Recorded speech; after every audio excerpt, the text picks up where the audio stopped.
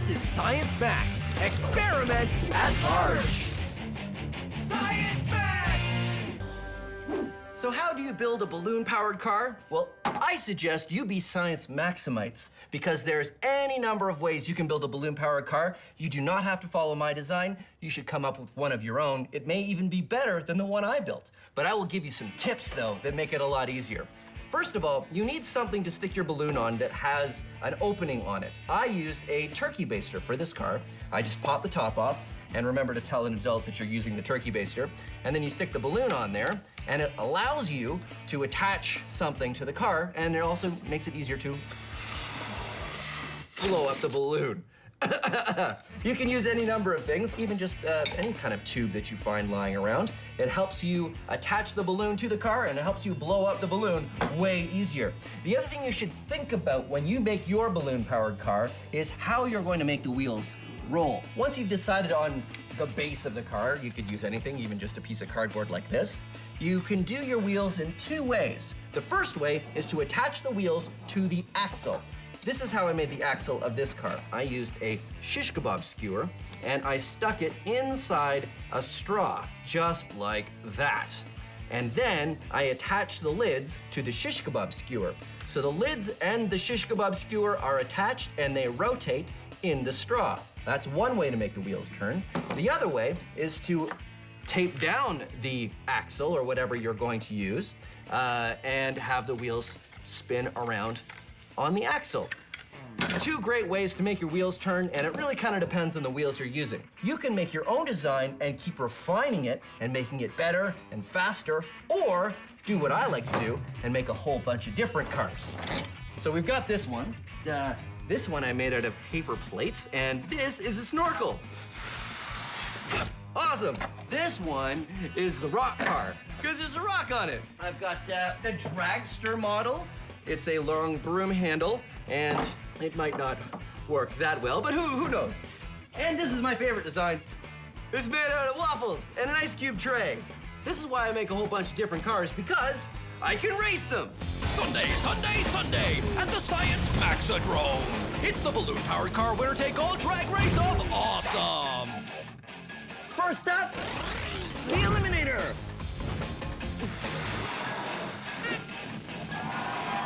Woohoo! Better late than never, it's the Procrastinator.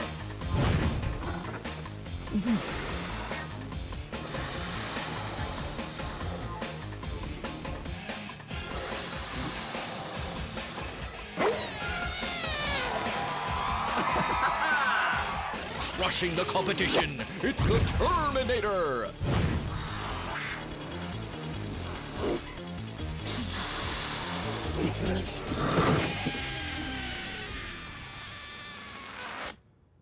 Feel the chill of the refrigerator.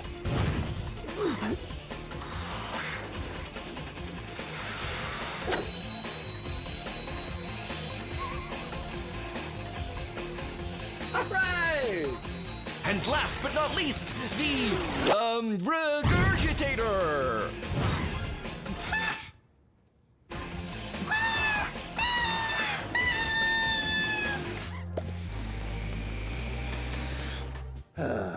Well, when you build your balloon-powered cars, you can figure out what worked or what didn't work and try modifying your designs to make them work even better. Hey, Science Maximites,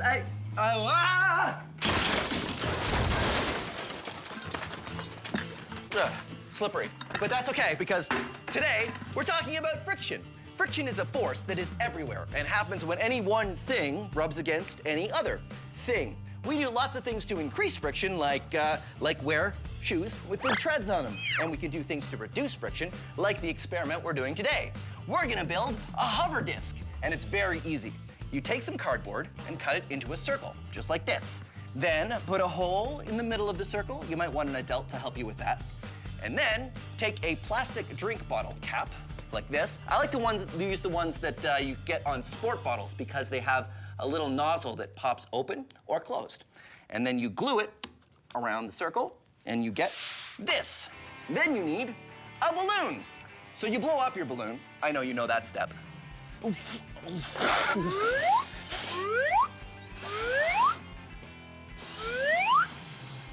and then twist the balloon so it doesn't get away from you. When it's nice and twisted, you can stick it over the drink bottle cap like this, and then untwist it. And this is why I like to use the plastic drink bottle caps that come from sport bottles, because you can open it when you want. And when you do, your disc rides on a cushion of air, reducing the friction with the table, and it's almost like it's sliding on ice.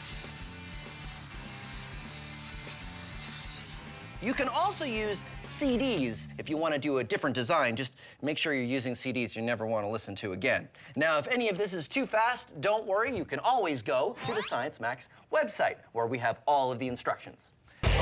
Here's something fun you can do if you ever get your hands on a helium balloon. Now, helium balloons float up, not because they defy gravity, but because they're lighter than air. It's because the heavier air around it actually falls past the balloon, and that ends up pushing the balloon up. But what if this helium balloon wasn't lighter than air or heavier than air? It was exactly the same. This is what I like to do. Just take a helium balloon with a long ribbon and a bunch of paper clips, and adding a little bit of weight every time. And what we want to do is make this balloon neutrally buoyant. That means it won't go up or down, but it will be neutral. You want to check it every once in a while. Let's see, 3 paper clips is clearly not enough. 5 paper clips is, 5 paper clips is pretty close. It still might float down, so you want to take off just a little bit of weight, maybe about there. Watch this. You just take the balloon and you put it somewhere, and it stays. It stays put. It doesn't go up. It doesn't go down. It's attached to nothing. Now, let's max it out. I had a big balloon, and it had a, there. A giant balloon. And look, it's a great paper towel delivery device. Say, did you want some paper towel? Here you go. Science. Our first hot air balloon didn't float very well. It's still too heavy, Phil. I think we got a couple problems here. So we're making a lighter version out of dry cleaning bags and science tape, both lighter materials than our last version. We also went for more of a square shape than our last version, which kind of looked like a sock. Once we were done assembling, we got the hairdryer and tried it again. Ooh, it's sort of working. Kinda. It's inflating. That's something. It's a start. It feels warm, like the hairdryer is actually making a lot of warm air in there. Yeah. This is definitely working better than the last version because it's so much lighter. Yeah. Wait a minute. Almost got it. Oh, Yeah, it's sort of working, right? cool. Kind of. Okay. Ready? Are we testing it? Turning off the hairdryer. Oh. It kind of collapses the moment we turn off the hairdryer. Not what we expected, was it? Yeah. No. I mean, it sort of works. The thing is, our balloon is so big that we need to heat up all of the air that's in there. I don't know if this hairdryer is strong enough. I think you might be right. So we just need something else that pushes heat. Yeah, more heat. So More like power. a heater of some sort. You know, we've got some heaters up in this room actually, and maybe I could just tear one out. We can use that. I like it. Okay. Let's do it. All right. There. Got it. An industrial heater. And this is going to work just the same as our hairdryer. It's going to blow a lot of hot air up here, but this is way more effective than a hairdryer, right? Yeah, way more powerful. So we put the balloon over here, hot air comes up, the balloon inflates, and hopefully flies. Hopefully. All right, let's get the balloon. So we put the balloon on the heater and turned it on. But Doesn't seem like much is happening. that's because the heater pushes less air, but the air is much hotter, which means it took longer, Should we have brought a book? but soon it was inflating. Definitely a better result than the hairdryer. Okay, you ready? I think it's gonna work. It's gonna be awesome. All right, Yep. 1, 2, 3, let go. Lift off. Yeah, it's like a giant jellyfish. That's huge. Uh-oh, it's tilting, No, no! Oh no, it's coming back down. Okay, so the balloon flies, which is great. Awesome. The problem is it turns over in the air. Yeah, I noticed that. I noticed that. And if it turns upside down, then all the hot air comes out and it doesn't fly anymore. I was thinking next time if we make it bigger, what if we had a little weight at the bottom just to keep it stable? Oh yeah, okay, I've seen balloons that have sort of an X, like a very light wood that goes across the opening at the bottom. Oh, cool. Maybe we could tie a piece of rope to that to keep it weighted. And if the bottom is heavier, then it won't flip over upside down, right? Love that idea. So we're gonna weight it at the bottom with a little X so that it doesn't flip over. And we're gonna make a bigger balloon. We're gonna need more bags. Oh, right, back to the bag store. Dragster! Okay. Wait for me! This is an egg. Eggs do not like to be dropped. Oh, fortunately, we can use the power of science to design something that'll keep the egg safe as it falls. Behold, my egg drop contraptions. The thing I really like about this experiment is there's no wrong way to do this. You can come up with any design you want and see if it works. This one here is a bunch of helium balloons. This structure is just to keep the helium balloons on so the egg can touch down very gently. Here it goes. Whoa. and the egg is unharmed, miraculously sound. That one worked really well. Success. This is a giant helium balloon that I think will work pretty much the same way because I think this balloon will drop just slowly enough that the egg can actually just touch and nothing will happen.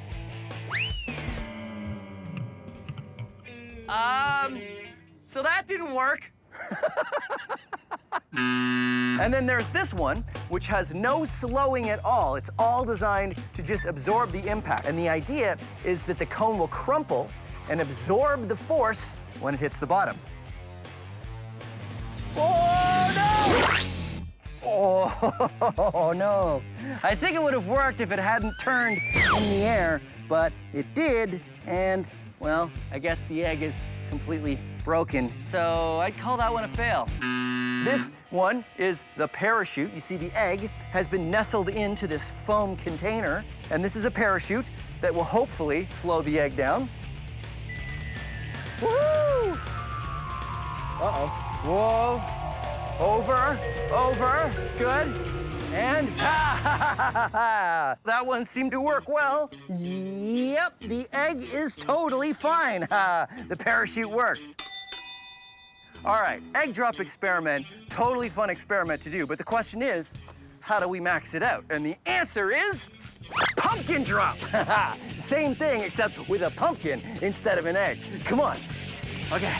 All right, pumpkin drop with everything attached all at once. Okay, here we go. Ready? 1, 2, 3. So what we've learned from this is the heavier something is, the more force is acting on it from gravity, which means the harder it is to slow down when it's falling. Okay, fair enough. You win this one, gravity, but I'll beat you next time. I'm gonna get a broom. With our new heater and lighter materials, our hot air balloon was floating free. That is, until it tipped over. When that happens, all the hot air inside escapes. But Michaela and I have a solution. So we decided to build an even bigger hot air balloon and add a way to keep it upright. So the process, aside from that, is pretty much the same. We put the end over top of our industrial heater, and I will plug it in. Get that hair dryer again for good measure. It's working, it's inflating, but we gotta keep fluffing it up, otherwise it just sort of sags. But you can see the top of the balloon is definitely working. It's a lot bigger than the last one, though. Do you think we made it too big, Michaela? It's really big. I think it's working. It's definitely working. Uh-oh, pull your side. Oh, man. Oh, it's totally working.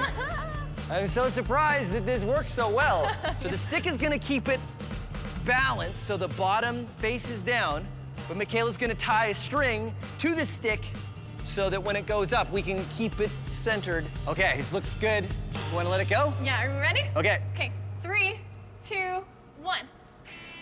Whoa! Yeah! So let's recap. The hotter air inside the balloon is less dense than the colder air on the outside. And because we were able to get the air hot enough and the balloon light enough, it floats. Science Max, experiments at large. Hot air balloon. Thank you, Michaela. That was so cool. Wait a minute, who has the string?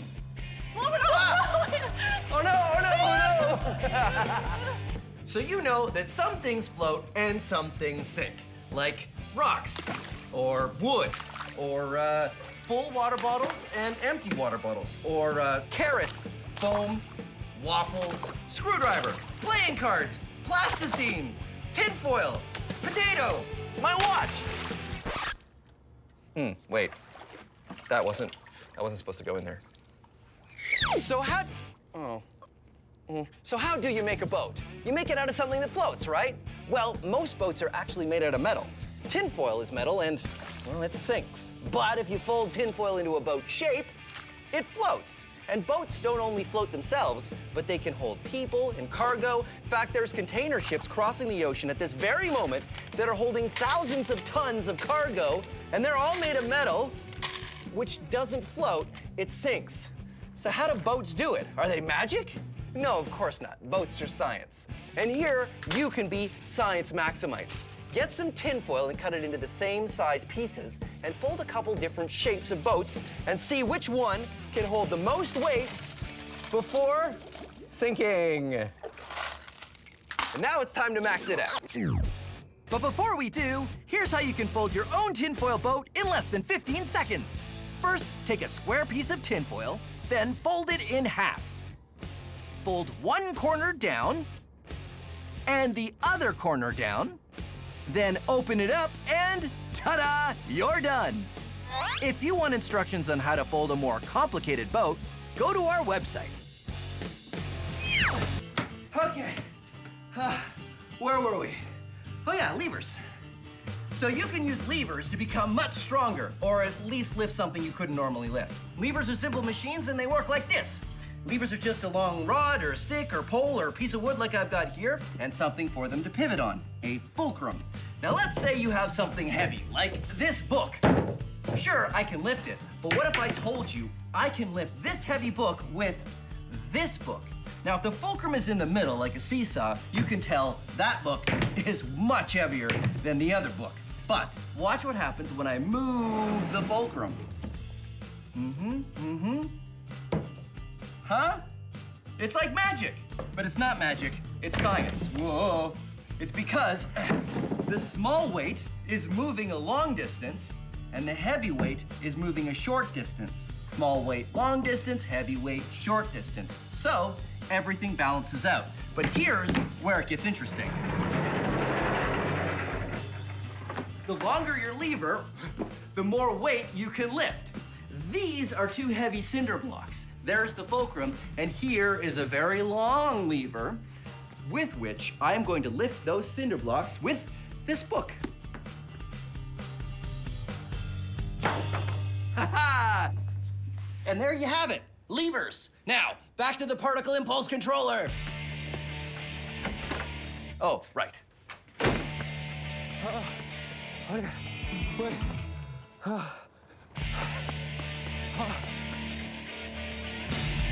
ha ha ha! Lever! Here we go. I got my giant lever. The bigger the lever is, the easier it is to do the work. I need a fulcrum. Just about anything will do for a fulcrum. And put that there. Now the hardest part is getting it on the lever. Okay. All right, hardest part is over. Get the lever up on the fulcrum. And, oh, look at this. No problem, one finger lifting. It suddenly became very easy for me to move this. I guess I need to do more than just lift it though, huh? Because I have to move it all the way. Oh, rollers! Come on, back to the lab.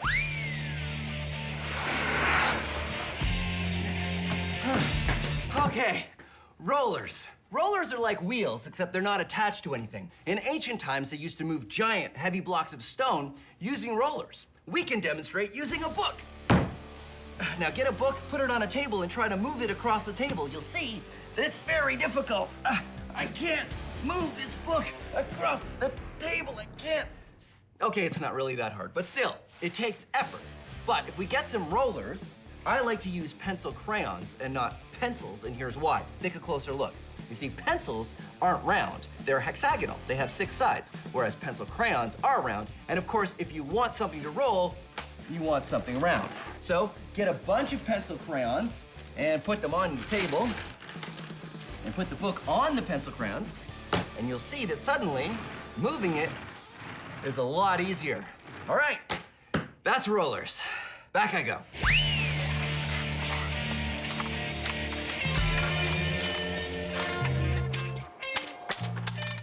Now it's time for Science So Simple, a Caveman Could Do It. This is a caveman. Ah? This is a rock. Knock! It is a well-known scientific fact that if this caveman were to try to move that rock, he would not know how to do it easily. Poor caveman. But in ancient times, people learned how to move heavy rocks using ropes No! and rollers.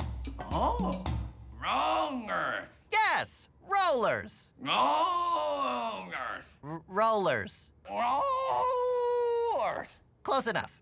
Rollers make it much easier to move a heavy object.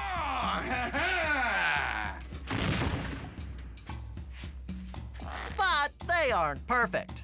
So the wheel was invented.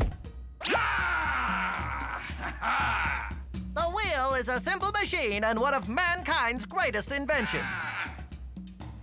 But no, that's not how it works. No? Wheels go on axles, which go under a platform. Now you have something to place that heavy rock on to move it around.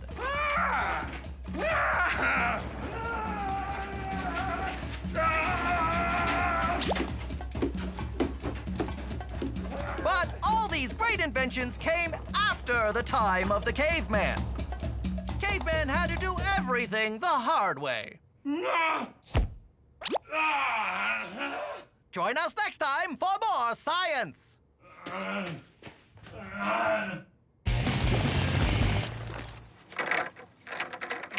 Okay, I've got rollers. They're just plastic pipes, but they'll work perfectly. I put them here. And now to lift up the machine. Okay.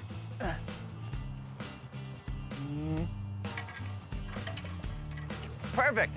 And so the rollers go underneath like that. And then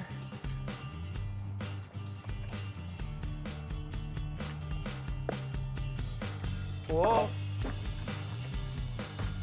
Whoa, careful.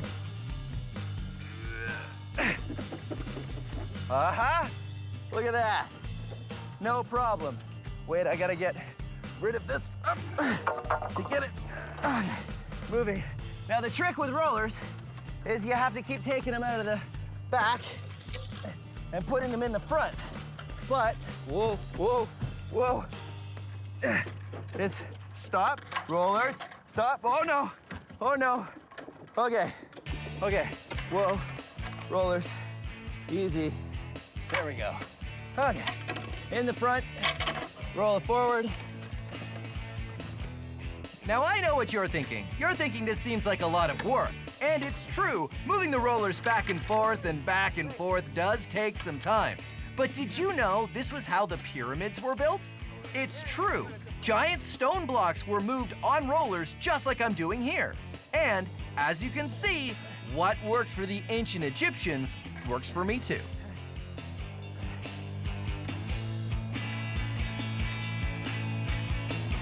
Uh-oh.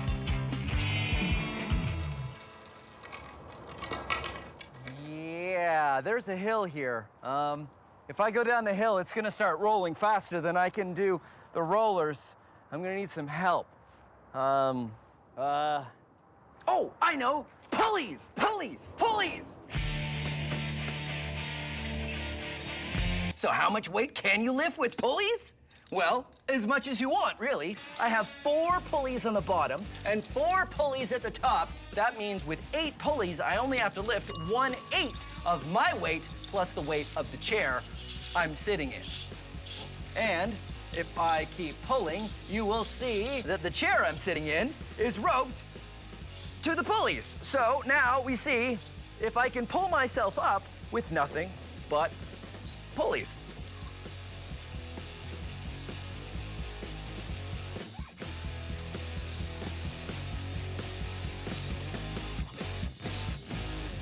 Look at that! I'm totally lifting myself into the air with the power of pulleys. And I don't need to use 2 hands. In fact, I only need to use 1 finger to hold myself up. And my thumb, obviously, to hold the rope. That is the power of pulleys. I can almost make myself fly. Well, almost. Now, back to the particle impulse controller. Letting myself down. Whoop. Whoop, whoop, whoop. Particle impulse controller. Let's go. Wait. So, Husni and I get to work constructing a large tinfoil boat. Our first design is just sort of a square, folded together out of a very large sheet of tinfoil. Simple, but can I ride in it? There we go. A giant tinfoil boat, just my size. Woo-hoo-hoo-hoo! I don't know if it's gonna work. It's too thin. You think it's too thin? I feel like yes. Well, what should we do? Do you want to test it? Let's test it. Okay, good idea. So here's the most important question. Do you want to test it or should I test it? No, you test it. All right, here we go.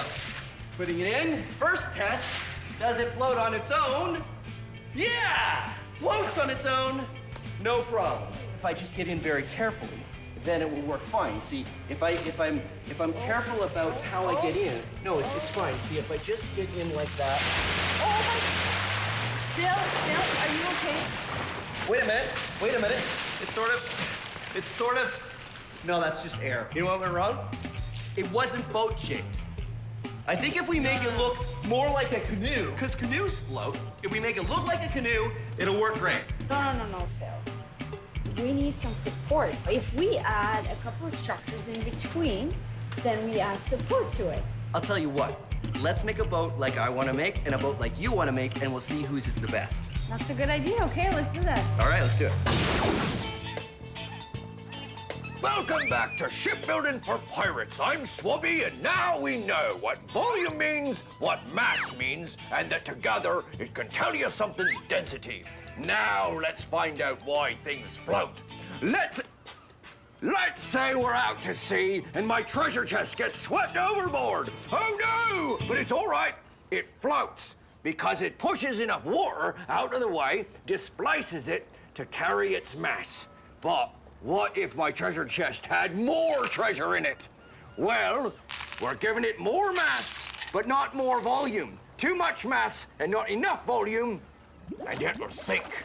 Oh no! My loonies! You need more volume if you want to float more mass. And that is why things float. I'm Swabby, and thanks for joining me on Shipbuilding for Pirates. So, the first version of the tinfoil boat didn't work out too well. Like that. But my idea is to build a tinfoil boat more like a canoe to see if a different shape makes any difference. Tinfoil canoe! Very Canadian. Very Canadian. The canoe part, anyway. I don't know about the tinfoil part. So, Husni and I had a bit of a disagreement of why the last boat didn't work. I thought it was because it wasn't shaped enough like a boat. So this one looks like a canoe. What I thought is that it requires some structure. Structure so that it wouldn't fold together. That's right. And we'll see how it goes. All right. All right, here we go.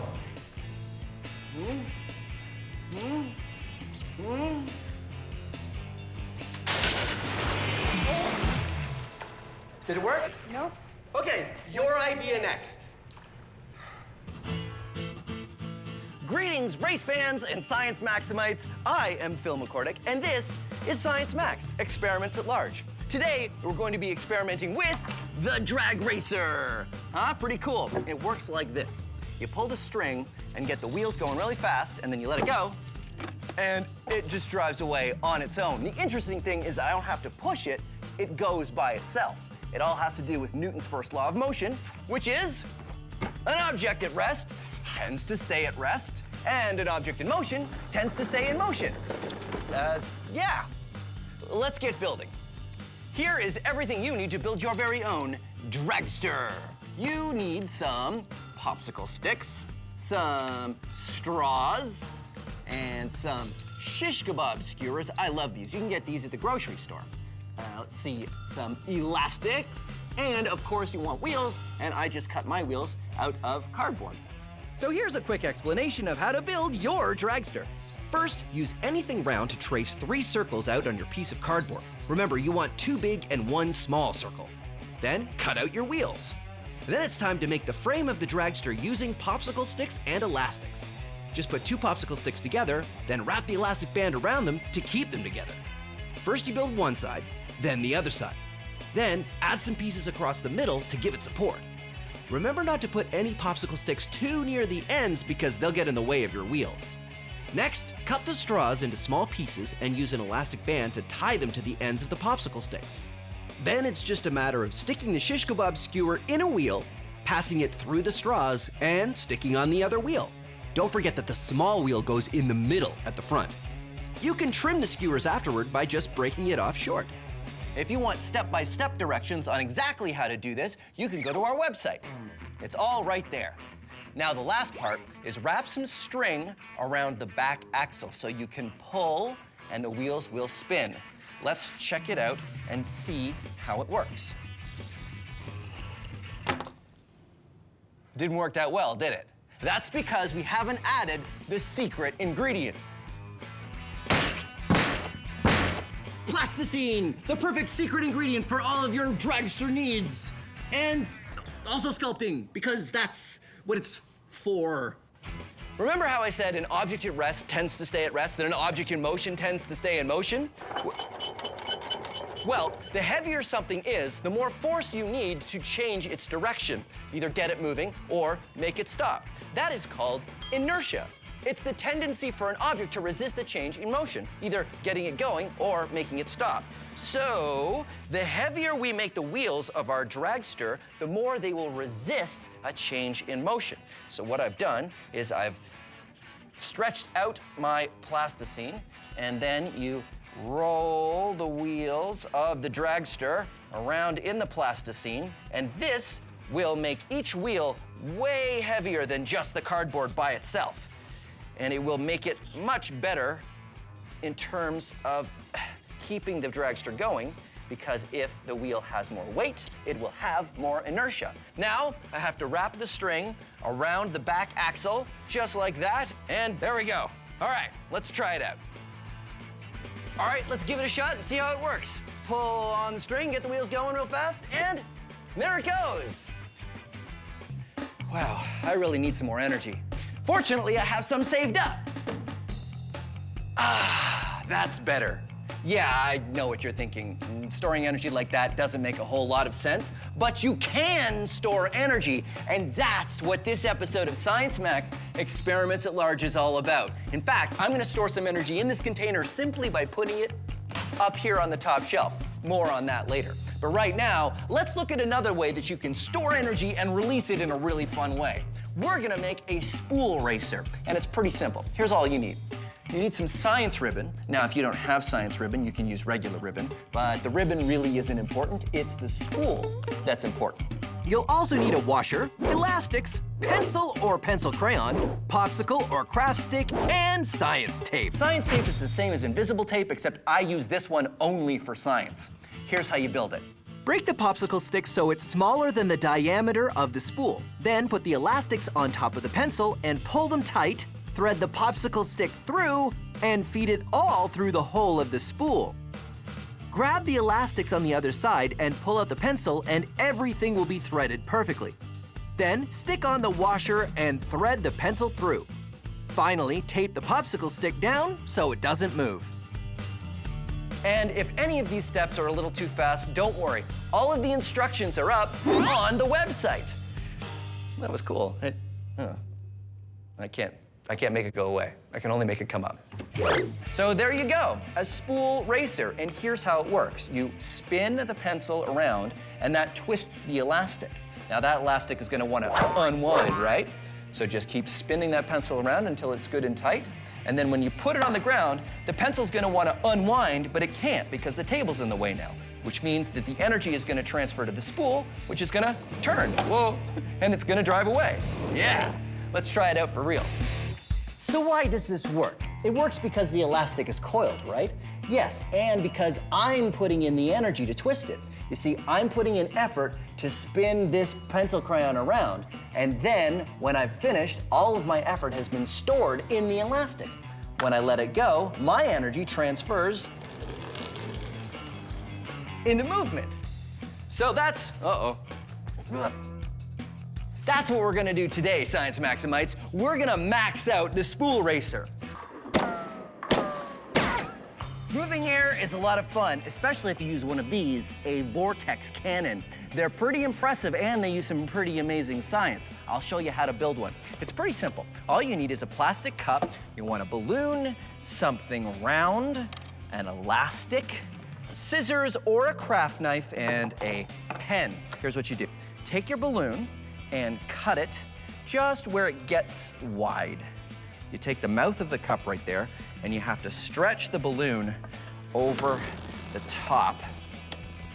And then you want to put an elastic around it, keep it in place. And this now is a surface on the top, and that's what you're going to use to pull back and create your burst of air. But of course the air's not going to go anywhere until you make a hole in the bottom. So here's what you do. You take your round thing and draw a circle, and take your craft knife or a scissors and an adult and get them to help you cut out a hole. And when you pull back on the balloon, a burst of air comes through the hole. But the air has an interesting shape. Now I know what you're thinking. You're thinking, Phil, air is invisible. You can't tell what shape it is. Well, I can show you. Come on.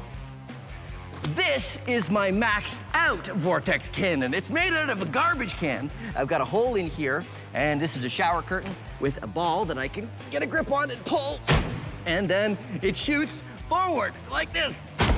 Now it makes a big puff of air, but again, the air is invisible, so we don't know what shape it is, but I can help with that because I've got this, a fog machine. I fill the inside of the garbage can so we can see what the air is doing when I fire the Vortex cannon. Okay, come on over here. Ready? Whoa! Okay, ready? Check it out. The Vortex cannon shapes the air into a ring called a vortex. It makes a ring. Well, actually sort of a donut. Because of its shape, the air in a vortex can move much farther than air that doesn't have a shape.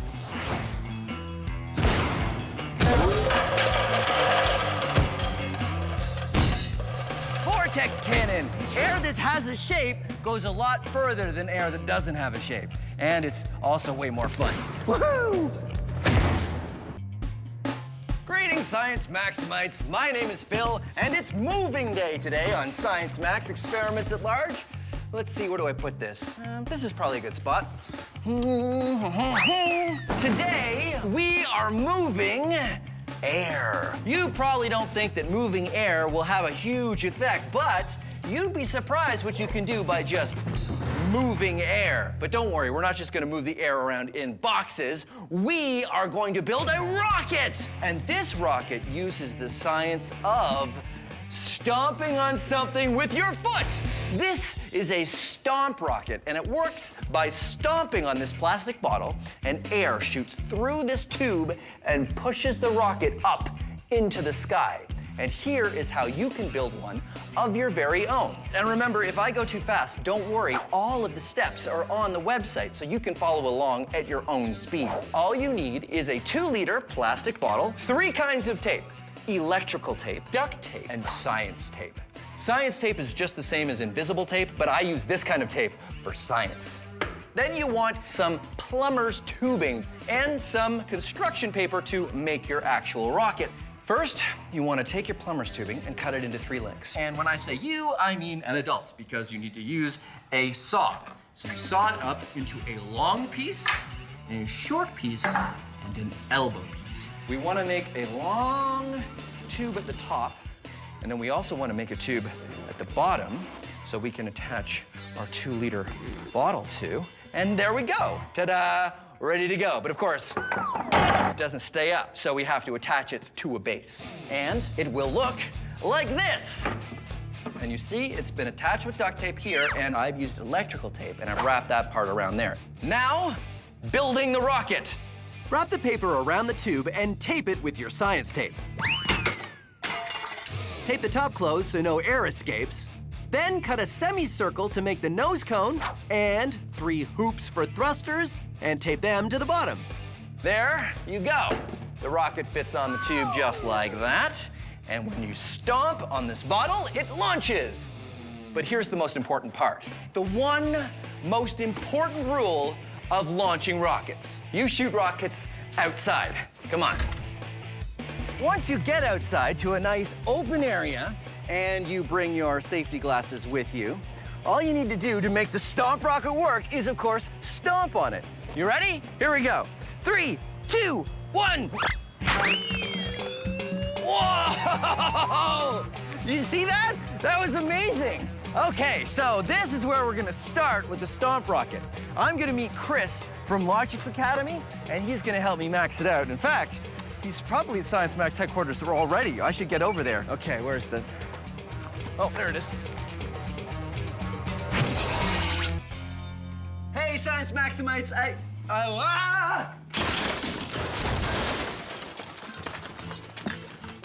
slippery. But that's okay, because today we're talking about friction. Friction is a force that is everywhere and happens when any one thing rubs against any other thing. We do lots of things to increase friction, like wear shoes with big treads on them. And we can do things to reduce friction, like the experiment we're doing today. We're gonna build a hover disc, and it's very easy. You take some cardboard and cut it into a circle, just like this. Then put a hole in the middle of the circle. You might want an adult to help you with that. And then take a plastic drink bottle cap, like this. I like to use the ones that you get on sport bottles because they have a little nozzle that pops open or closed. And then you glue it around the circle, and you get this. Then you need a balloon. So you blow up your balloon. I know you know that step.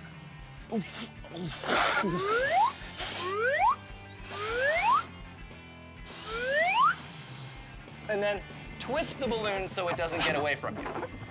When it's nice and twisted, you can stick it over the drink bottle cap like this, and then untwist it. And this is why I like to use the plastic drink bottle caps that come from sport bottles, because you can open it when you want. And when you do, your disc rides on a cushion of air, reducing the friction with the table, and it's almost like it's sliding on ice. You can also use CDs if you want to do a different design. Just make sure you're using CDs you never want to listen to again. Now, if any of this is too fast, don't worry. You can always go to the Science Max website, where we have all of the instructions. Greetings, Science Maximites. Today we're using fizzy drinks in our experiments. And a fizzy drink is just water with bubbles of carbon dioxide gas dissolved in it. So I thought, since we exhale carbon dioxide, I could make a fizzy drink by just blowing bubbles in this water. Doesn't seem to be working though, does it? I don't see any bubbles, do you? No. Water does absorb carbon dioxide gas, but I don't have a fizzy drink. Weird. Time to check the book of science. Oh, in order to make bubbles, you have to have pressure. So...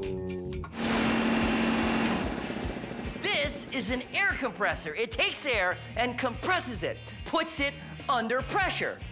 So...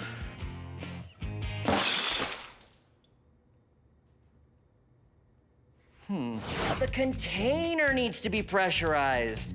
Okay. When you get a container of a fizzy drink, the carbon dioxide gas is put in there under pressure, and it stays in there under pressure until you release it. That's the sound of the pressure being released. And when it is released, the carbon dioxide gas starts to expand. And when it expands, it creates bubbles. And that's what makes your fizzy drink. This process takes a while to run out, but eventually it will become flat. No more bubbles. But what if there was a way to release all of that carbonation all in one go? Well, there is. And for this experiment, all you need is your favorite brand of fizzy drink, Science Max brand Diet Science Cola, 100% science, 0 calories. And your favorite candy, like these Science Experiments. All the minty flavor that comes from pure science. So, all you need to do is open this up, take one of these, and put it in here with an adult's permission because it can get kind of messy. Whoa! What's going on here is all of the carbonation that was in the bottle is now being released much more rapidly than it would have been before. Now, why does this happen? Well, if you look at a carbonated beverage, you'll see that the bubbles don't come from everywhere. They come from the inside of the glass, or in this case, a lot are coming from the straw. And that's because the carbon dioxide bubbles like to find a little imperfection, something to hold on to in order to expand and bubble out. And a candy, such as this, has a ton of little tiny microscopic imperfections. So when you drop it in, there's a lot more places for the bubbles to attach, and that makes the carbonation happen a lot quicker. But remember, this is not a chemical reaction. It all has to do with carbonation. So that's what we're gonna be looking at today. Air pressure, more pressure, less pressure, and of course, we're gonna be maxing out this experiment. This is water. Things float on water, like pool noodles and wood and toy boats. And now we're gonna do an experiment with how paint floats on water. How's this supposed to work again? Oh! I'm supposed to take the paint out of the can first. This is a fun experiment you can do at home. All you need is a container, some water, and paint. But not just any paint, special paint you use for hydro dipping. That's hydro, meaning water, and dipping, meaning dipping. Carefully pour the paint on the water and add a few different colors. Then take a stick to swirl it up into a pattern. Then you get something you want to paint, and you carefully put it in like so. But don't pull it out as soon as you get it in. You have to spread the paint away because it'll stick when you bring it back out. And then when you pull it out, whoa! Hydro dip. Let that dry, and then you have a very cool painted toy. Let's do some other stuff. This is a bike helmet. If you put tape on what you're painting, you can remove it later to make parts that aren't painted. Skateboard. Whoa! Oh, that's pretty cool. Now to max it out. Hydro dip pants. Wearing the pants when you do this is super messy and not something you should try at home. But the results weren't bad. Science pants! Science pants! Science pants. One of the ways you can experience the power of water is watching it wash away dirt. You can experiment with this yourself by making your own erosion table. To make your own, fill a plastic tub with sand and tilt it up. Cut a hole in the tub at the low end and put a hose with a trickle of water at the high end. Then to complete your model, fill it with a little happy town. This small model shows how rivers cut their course to the ocean by following the lowest point. Try to design your town and the layout of the ground so the river goes around the buildings. I'll see you later. I'm gonna take a swim in the river now. There are lots of ways to experiment. Change the amount of water or the steepness of the angle. Look at the soil, it's all getting eroded over here. Or the way the town is laid out. Every time you do it, the river goes in a different direction. And have fun. Oh, phew, I'm tired. I'm just gonna lie down. And that is the power of water. This is a basketball. It bounces. This is a golf ball. It bounces. But it never bounces as high as where I dropped it from. But watch as I put the golf ball on top of the basketball. Whoa! Why does the golf ball bounce higher than where I dropped it from? How is this possible? I only bounced the golf ball from 1 meter high. So what's going on? Well, as the basketball hits the ground, it compresses, storing the potential energy of its bounce, about to give that energy back as it bounces up again. But this energy works as a springboard for the golf ball. And since the golf ball has a lot less mass than the basketball, the upwards kinetic energy of the basketball is given to the golf ball. So, let's max it out. Ball, on a ball, on a ball. 3-ball bounce.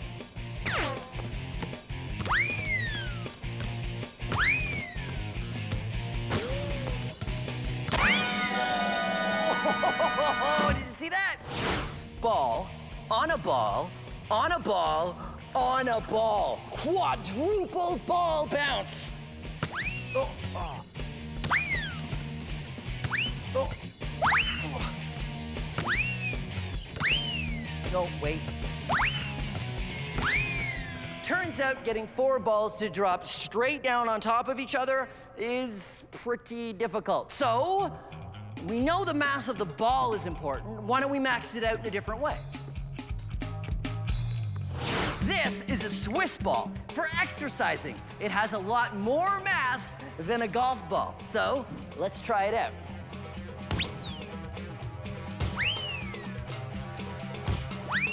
There you go. The transfer of energy between balls. A great way to lose golf balls.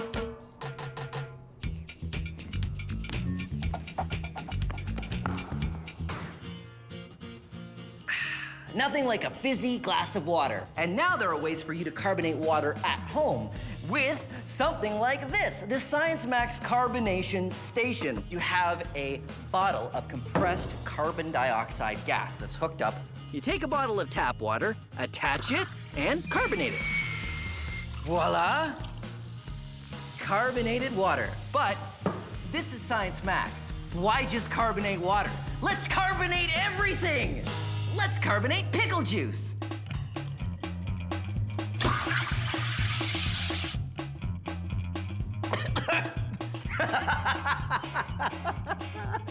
It's actually amazing. Milk! It's like milk meets water, kind of very odd. Chocolate milk? Oh no, that's way better. Carbonated mustard. Carbonated tomato juice, carbonated hot sauce. No, wait, carbonated, that was the hot sauce.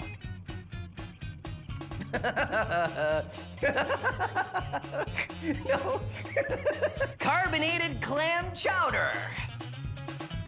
Oh, there you go, carbonation, not just for water anymore. It's definitely not for clam chowder. No, that's just a big bowl of no. Never again. Today we're combining 2 different chemicals to create a reaction. Sometimes chemicals can combine in a way that makes them very different from how they started out. For example, this is sodium, or Na on the periodic table. Now the sodium tablets are in mineral oil because sodium reacts very strongly with water, even the water in the air, or especially the water in my skin. Watch what happens when I drop a sodium tablet into this beaker of water.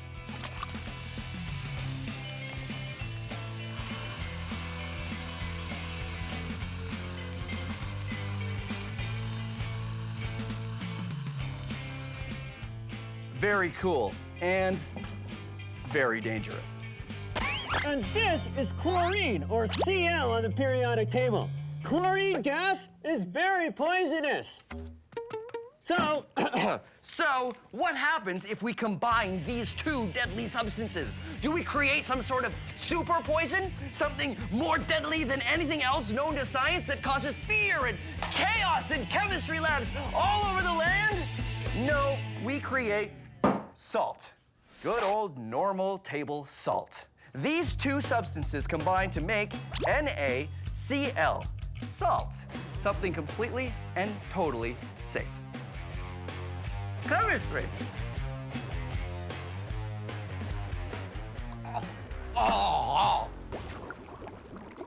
I'm an acid, and I'm a base, and we are enemies. Whoa. Well, we're not really enemies. Yeah, that's true. It's all about how we react chemically. You see, as an acid, I really want to give protons away. Protons? Who needs your protons? Get your protons here. Protons, I got more than I want. I don't need them anymore. And bases, we need protons. We'll do anything to get them.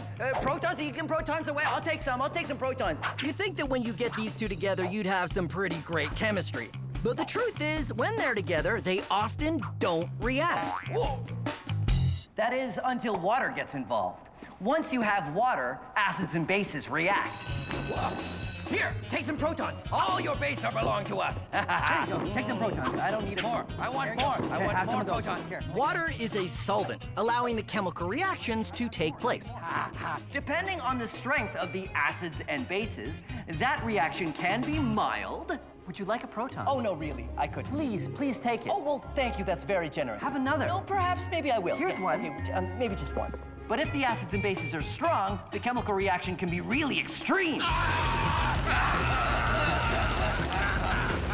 This is what's going on in the antacid tablet, and why, without water, nothing happens. Oh, water! Water! Come on! What'd you do? What? That's the last one. Lisa and I are maxing out our chemical-powered rocket not by making it bigger, but by making more of them. How many more? 400 caps all glued down, 400 antacid tablets, or part of, all glued down, and they're glued on this fancy-pantsy spinning surface. So we rotate this part upside down. We fill each container with a little water and snap it on underneath. This way, the antacid tablet and the water don't mix until we flip it back over. It also allows us time to snap them all on. Okay, ready? Ready. All right, 400 containers. Here we go. Let's do it. Once we flipped the board back over, the reaction started taking place, building up carbon dioxide gas and increasing the pressure until... What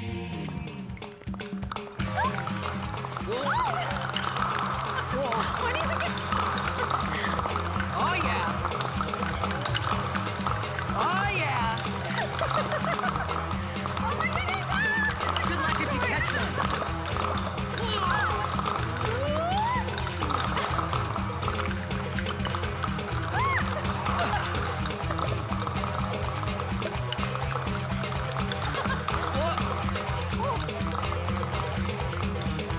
Wow, that one went really high. Oh! Awesome! That totally was great. Wow. Okay, so high fives on that. Yep. That worked spectacularly. That was awesome. So we've done this. Let's go bigger. Let's go bigger. Bigger. Okay. So let's go and we'll clean this up afterwards. Yeah, Okay. let's do it. Okay, let it go. Whoa. Whoa. This is a balloon, and this is an orange. When you put them together, a chemical reaction happens. How'd you go in there for a minute, didn't I? No? No? All right. Well, you can actually do a chemical reaction between a balloon and an orange. You see, balloons are made of latex, which is a kind of polymer that's very, very stretchy. And orange peels contain a chemical called limonene. Limonene breaks down latex.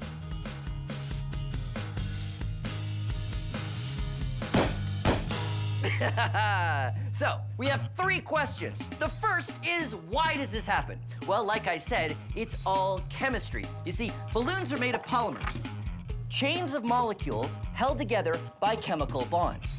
A limonene molecule attacks those bonds. Nom nom nom, nom nom nom, nom nom nom, delicious. And breaks it. That separates the polymers, and that pops the balloon. But remember, it only works with natural latex. So make sure you're using natural latex balloons. Second question, why do they call it limonene when it's in orange peels? I mean, yes, it's in lime peels and lemon peels, but the chemical itself smells like oranges. They should call it orangenine or citrus fruitinide or... Anyway, third question, should we max it out? Of course we should, come on. 200 balloons versus 2 bottles of limonene. Ready? Go!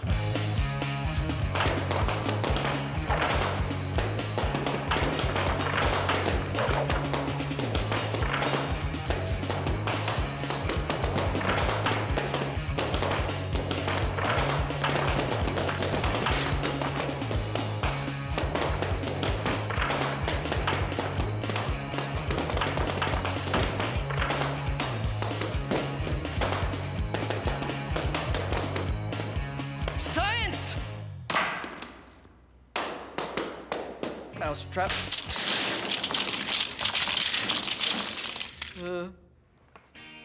Like I said, we are going to be using mousetraps. Mousetraps as a form of propulsion. That's the force that makes things go, and we are going to be making a boat go. And what is the thing that's going to make this boat go? A mouse. Oh, it's not set. Sorry, I'm really jumpy. Anyway, we're gonna be using a mousetrap. And don't worry, no mice are gonna be harmed in the making of this or any Science Max episode, but mousetraps are really great because they can store energy in the spring. If you see, there's a spring that makes this bar want to snap back, but we can put energy into the spring and store it and then use that energy as it unwinds the spring to propel our boat. But it's a little more complicated than just this, so come on, I'll show you. What we're gonna do is build this. This is the mousetrap boat, and it works like this. I've got the mousetrap, and it's attached to a long arm. That arm has a string on it, and it goes around the paddle wheel, and as the mousetrap unwinds, the paddle wheel spins like that, which pushes the boat forward. Now, it looks kind of complicated, but it's actually quite simple to make, and here's what you need. My mousetrap boat is made with styrofoam, craft sticks, and elastics. You'll also want a pencil, plastic drink caps, a shish kebab skewer, small zip ties, string, and of course your mousetrap. Now, mousetraps can hurt your fingers, so get an adult to help you when you use them. Start with 2 pieces of styrofoam. I like to cut mine into this shape, but the only really important thing is that they're the same size. Your paddle wheel is made from a circle of styrofoam with it penciled through the middle, and it will go across like this. To make the paddle wheel, I use cut pieces of craft stick, or they can be plastic, and make some cuts and then put them in like this, and that is what will make your paddles on the paddle wheel, because that's the wheel and that's the paddle wheel. That's why they call it that. Stick drink caps to the ends of the pencil after sticking it through the styrofoam. I like to use a few craft sticks and elastics to help give the styrofoam strength. Next is the mousetrap, which you want to glue down to a frame of 4 craft sticks. Attach the frame to the boat with elastics, then attach the shish kebab skewer or a pencil to the mousetrap with zip ties. I like to put some craft sticks on the end to make it easier to tie the string to it. Wrap the other end around the paddle wheel pencil, and remember you need enough string so that your stick can lie flat. Okay. Let's try it out. Wind up the paddle wheel. This will be a little hard as the spring will pull back, but that's where you're storing the energy. And when it's wound up, put it in the water and let it go. The paddle wheel turns because the mousetrap is transferring energy that we put in earlier, and it goes all the way.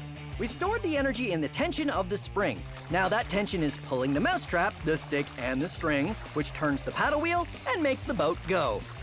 Mousetrap-powered boat! If you want more detailed instructions or other designs, look up Mousetrap Boat.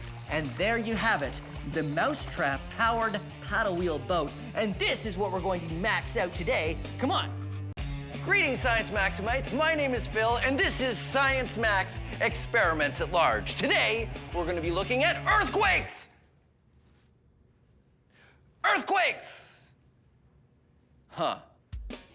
Today, we're going to be looking at how to build something. That was supposed to happen earlier. Today, we're going to be looking at how to build something that stands up to the shaking of an earthquake. Earthquakes happen when 2 plates on the Earth's surface rub together, and it causes the ground to shake. It causes the ground to shake. Sometimes it shakes a little, sometimes it shakes a lot. Chances are you do not live in a place that has earthquakes. But if you do, ask an adult what to do during an earthquake so you can be safe. Modern buildings that are built in earthquake zones are designed to withstand the shaking. But how do scientists and engineers build a building that stands up to the shaking of an earthquake? Well, that's what we're going to be looking at today. First thing we have to do is simulate an earthquake. We're going to build a shaker table. And here's what you need. 2 books and...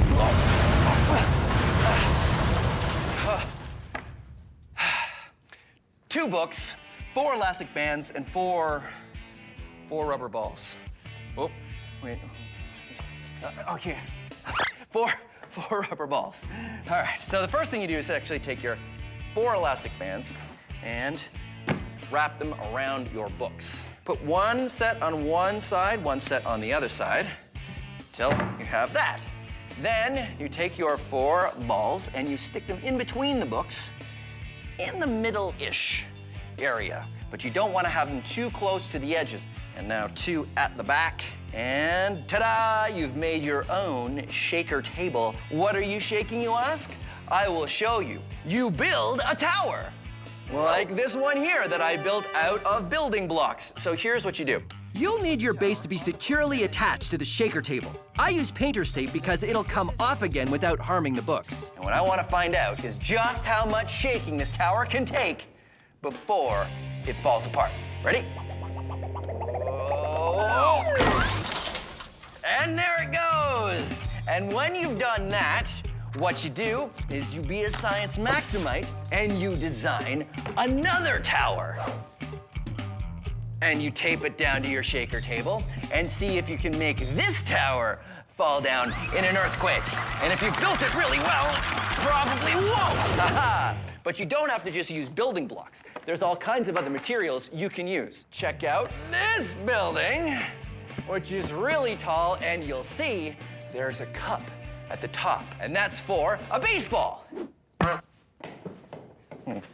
Put it up at the top, and that means there's a weight up there. And then we shake it, and we see what happens. Oh, oh no! Oh, there it goes. This is our control pumpkin. A control in science means a version you don't experiment on, so you can compare the results of your experiment. So this is what a pumpkin does when dropped with nothing to cushion the fall. Jenna and I really have our work cut out for us because a pumpkin has a lot more mass than an egg, which means it's going to be much harder to stop once it's moving. So now all we have to do is come up with a couple ideas to stop that from happening. All right, let's do it. Science. Yeah. You want the best material around? Well, you come to the right place. I've got them all. I got you flubberoid, magnoplex, flexoweed, pastotherm, bluebifoam. You need hydrogelatinous substrate? I got it. But you know, all those fancy materials are nothing compared to the good old-fashioned spider web. Huh? Hey, where's Gary? Ramona, Gary got away again. You know, people ask me, Sal, is it true spider webs are stronger than steel? And I tell them, it depends. When you look at a rope or a thread or a fiber, you talk about its tensile strength or its ability to withstand force before breaking. But you're comparing different things, so you have to compare them by thickness. So if you're comparing a steel cable to a spider web of the same thickness, then yes, steel is stronger. But spider web is 6 times lighter than steel. So if you are measuring strength to weight, spider web wins every time. Gary! So why don't we build more things with spider web? Well, for one thing, it's sticky and difficult to work with. Almost finished knitting this spider web sweater. It's only gonna take me about 80 more hours. And it's not easy to train spiders. Okay, Steven, one long, non-sticky thread and you get a cookie, okay? And, hey, where's Marco? And Petunia. Huh? But no need to train spiders now because modern science has surpassed the spider web. Enter carbon nanotubes. Huh? This thread doesn't look like much, but it is made of tiny little tubes made of carbon atoms. Think of them like a straw, but a really long straw. Carbon nanotubes are incredibly light and strong. Remember when we compared strength to weight? Well, steel is heavy. Spiderweb is about 6 times stronger by weight, and carbon nanotube is about 50 times stronger than that. That's so great. So why aren't we making everything out of carbon nanotubes? I'm gonna knit a carbon nanotube sweater. Well, first we have to make them cheaply enough to be affordable. There you go, one carbon nanotube sweater. $480,000. But material scientists all over the world are hard at work trying to find ways to make carbon nanotubes faster and cheaper. And soon, they'll be everywhere. And then spiders can go back to spinning their webs in peace. There you are, Gary. Where's everybody else? Well, Petunia and Marco and... What do you mean they're in my jacket?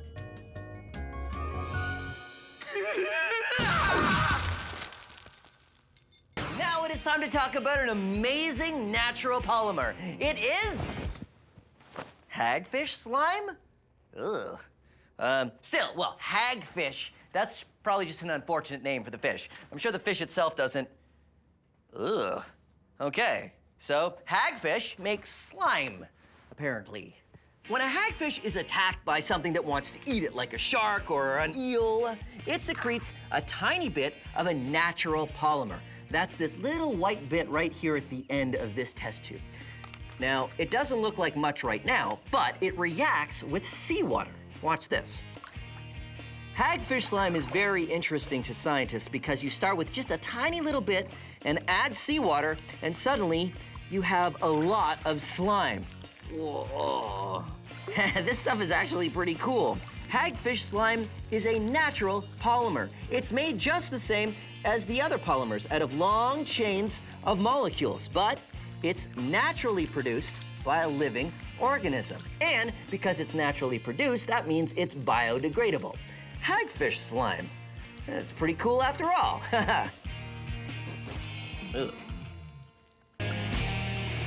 Foam. Foam.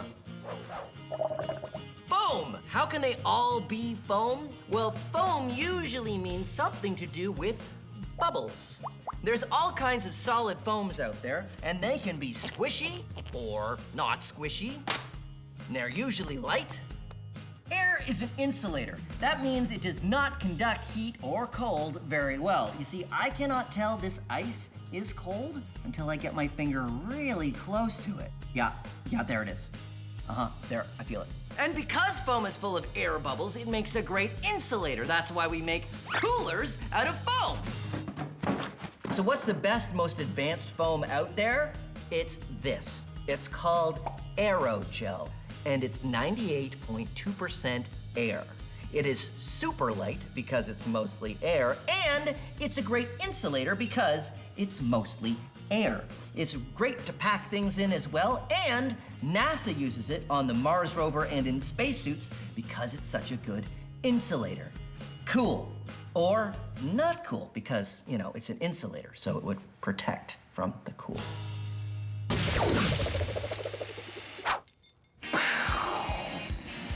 Okay, Science Maximites, prepare to hurtle through the cosmos. I am Captain Phil, and today we're going to be building rockets on Science Max. Now, we've built rockets before, like this one, powered by air pressure.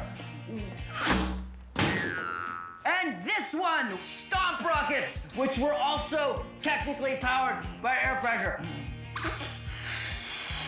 Air pressure rocket!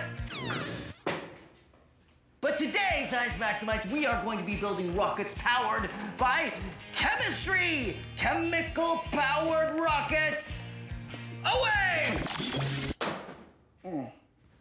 Okay, I promise it'll be more exciting than that. Because today, Science Maximites, we are going to be looking at chemistry. Chemistry is when two molecules combine to make another molecule.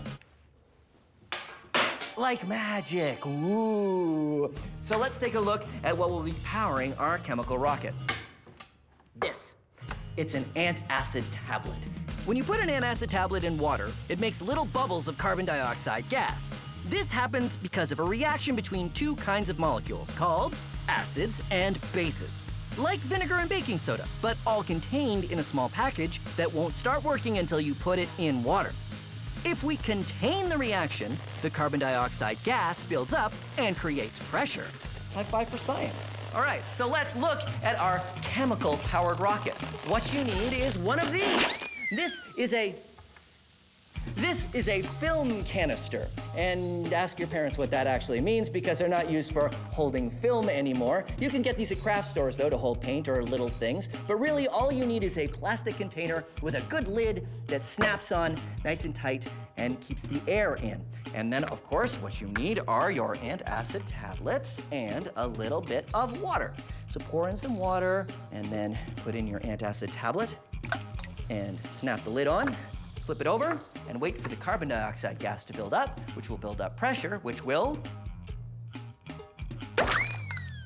launch your rocket. Ha-ha! So there you go, a chemical-powered rocket. Our maxed out rocket worked great. Now to make it look more like a rocket. So we have a mesh bag here to put the antacid in. Right. And we have some paper clips attached to it. And what are the paper clips for? Well, Phil, we have a magnet. Ah. And so the magnet sticks to the paper clip. And so that's what we have here. You see the bag is full of the antacid tablets, which we put through the mouth of the bottle, and the magnet is holding the paper clips on the other side of the plastic. So we can sort of move it along. So we can start with the bag over here where the water's down there, but now we attach the launcher like so. All this effort is to keep the reaction from happening until the bottle's on the launcher and we're ready to go. And then, as we pull the bottle over, we bring the bag up this side, and there, the water and the antacid have never touched. No reaction. All you need to do now is we pull this magnet away, and the bag will fall into the water, and then we will have the launcher down here, and we pull the release, and the rocket will go. We add some weight to the launcher to help keep it in place. Okay, right, wait, glasses. Safety first. Okay, ready? And then we pull the string with the magnet. That drops the bag of antacid tablets in the water and starts the chemical reaction. Because we have a latch holding the bottle down, we can wait until the chemical reaction happens fully. And there's a lot of gas pressure in the rocket before... Three, two, one, launch! Woo!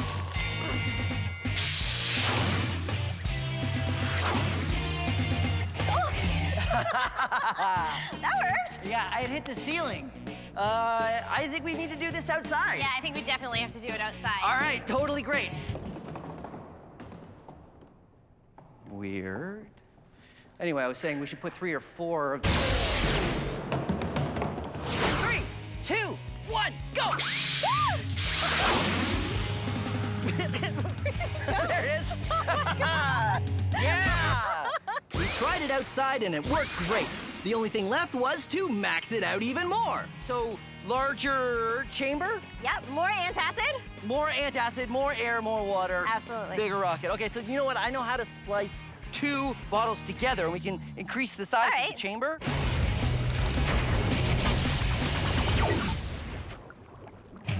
This is sodium acetate. How do you get sodium acetate? Well, when you do a vinegar and baking soda reaction, what you have left once the reaction is finished is sodium acetate. It's a crystal, and you can do something fun with it that may seem familiar. You make a super saturated solution of sodium acetate by heating water and dissolving as much as you can, and then when it cools, you can get the crystals to reform. Now, if you did this with sugar, you could make a sugar pop, which we've done before. If you do it with salt, you could make a salt pop, which is less appealing. And if you do it with sodium acetate, you can do this. Just like with the sugar pop, all it needs is a seed crystal to get the crystals to reform. But unlike sugar, which takes a few days, sodium acetate recrystallizes right before your eyes. Because we heated the water, it allowed more crystals to dissolve in it. Ooh. But then it cooled down afterward. There's more crystals sitting around in this water than there should be at this temperature. They want to turn back into crystals, and all they need is something to start them going. I've colored this one green because, I don't know, science. Maybe it'll look cool. A tiny crystal on the end of the stick is all we need to start the reaction happening. Whoa! Wow. And there you go, sodium acetate. That one wasn't done yet. All right, let's build our catapult. The first step, take 4 pencils and stick your popsicle stick in between so you have 2 on the top and 2 on the bottom. And then use your elastic to go around and around and around. That's why I like building things with elastics, because it makes it very fast to tie things together, because once you go around and you have it nice and tight, you just pop it over the end and voila, it stays together. And that is how you start making your frame. Put more pencils on that side. And another popsicle stick on the other end, held on at the corners with more elastics. Then take even more elastics and put them right around the middle until you get this. I've added a few more elastics around the middle here, and that is where we're gonna get all of our elastic force. I think I have 6. The more you use, the better it's going to work. Take your popsicle stick, stick it in between the elastics, and then start spinning it around. Here's the reason I use pencils and popsicle sticks, is because the pencils are a little bit longer, which allows you to twist the popsicle stick around in the middle and build up the elastic force. Now, because I'm twisting, the elastic force we're using here is called torsion, or twisting force.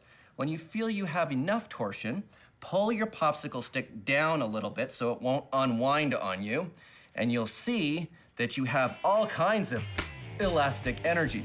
Then, take your spoon and stick it on the popsicle stick, and you can also break off the popsicle stick if you want to make sure it's the right length.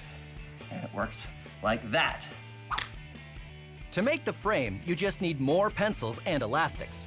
The trick is to make a triangle with 2 pencils attached to your frame. They should stick up right where your catapult arm would be fully upright. Then, take a final pencil and put it across the top. Don't forget to pull the arm back before you put the pencil across, otherwise it'll end up on the wrong side. Now, this is very complicated, and I went pretty fast, so if you want the step-by-step instructions on exactly how to build this, go to our website. And there you go, a catapult of your very own that you can use to knock down very small castle walls. I've also built a larger catapult using all of the same principles. Pretty good, huh? It's got a longer arm, which means I can throw marshmallows even further. Whoa. Or I can throw larger marshmallows, or I can throw very large marshmallows. Whoa. Now, I know what you're thinking. You're thinking, Phil, is that the largest catapult you're gonna make? Well, of course not. This is Science Max, experiments at large. Help, I'm being crushed by all this pressure. A whole kilogram is being pushed down on every square centimeter of my body. 103 kilopascals. Actually, 1 kilogram for every square centimeter on your body is the exact kind of pressure that you and I are under at all times every day. We don't notice it because we're used to it, but it sounds like a lot, doesn't it? Well, it is. Here's an experiment you can do with a plastic bottle. Say at room temperature, there are 10 million air molecules in here. Doesn't really matter how many, but we'll say there's 10 million at normal room temperature. What happens if I heat up the air inside this bottle? This is warm water. What I'm trying to do is heat up the air inside the bottle, because the air molecules, when they get hotter, move faster and need more room. So the 10 million air molecules are starting to escape out the mouth of the bottle and reducing the number of air molecules inside. And now I take the bottle out and cap it. Because the air molecules heated up and speeded up, they needed more room. Now there's less of them in the bottle. There's about 4 million air molecules inside this bottle, but they're all hot air molecules and they have a higher pressure, and you don't notice it because the air out here isn't crushing the bottle. But watch what happens if I cool the air inside the bottle. This is ice water. So what's happening now is the molecules are slowing down and they need less space. So they need less room and they're being crushed by the pressure on the outside of the bottle. Ha-ha! It has been crushed because the colder air molecules don't need the same kind of room as the hot air molecules. The room temperature air has crushed the bottle. The air inside has a lower pressure than the air outside. Pretty amazing. Even more amazing when we max it out.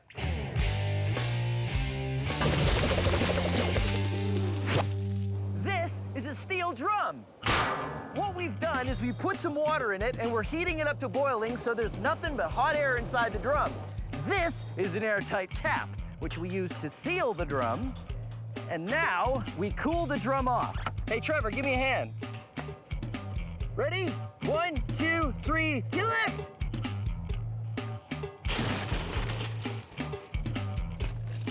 good.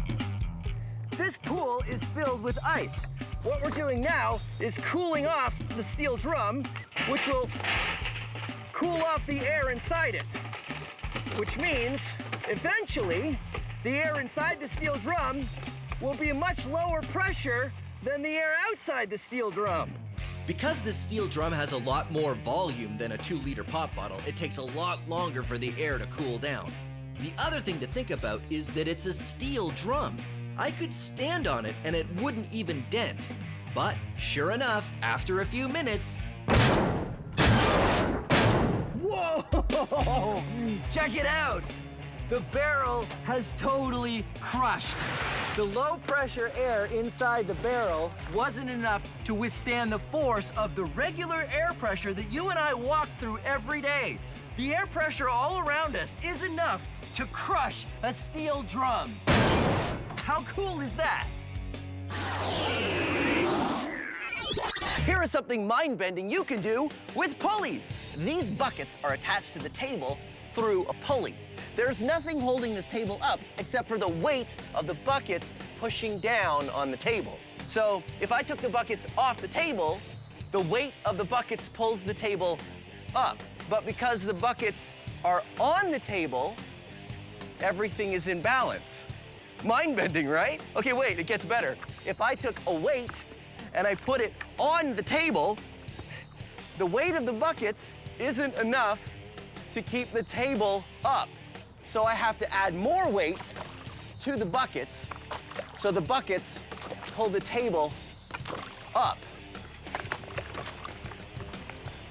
Whoa. And there you have it. It's weird, it's mind-bending, it's science. Pressure happens when you squeeze something or compress it. Solids do not compress very well. I will demonstrate. Solid?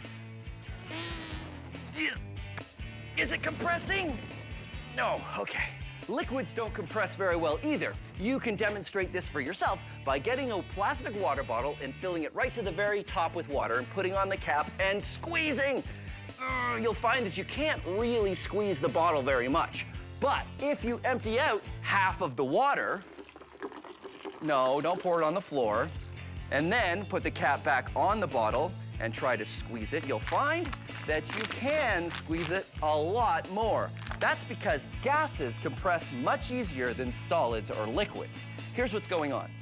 Say this container is, well, any container, and these magnets are air molecules. Now I'm gonna put the magnets in pole to pole so they repel each other and wanna stay a certain distance apart, just like air molecules do. There we go, a container at normal gas pressure. Now watch what happens when I add more gas molecules. They start to get squeezed together. And if I add more, the amount of space that each one gets is less and less. Now this container is under a lot of pressure. These molecules really want to escape through the top of the container, but they can't because I'm holding them down. If I took something like this plunger and I pushed them down even more, now they're really under pressure. They want to get out, but they can't because I'm holding them in. Now watch what happens when I let them go. They all pop out the top, and the container has returned to normal gas pressure. That's what happens when we put gas in a container like this one.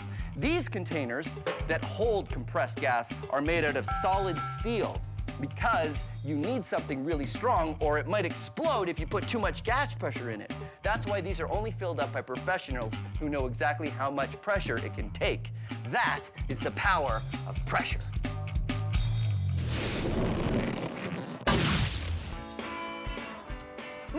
This science is delicious. This is rock candy. It's basically crystallized sugar, and you make it by turning a solid into a liquid and then back to a solid again. Here's how you can make it at home.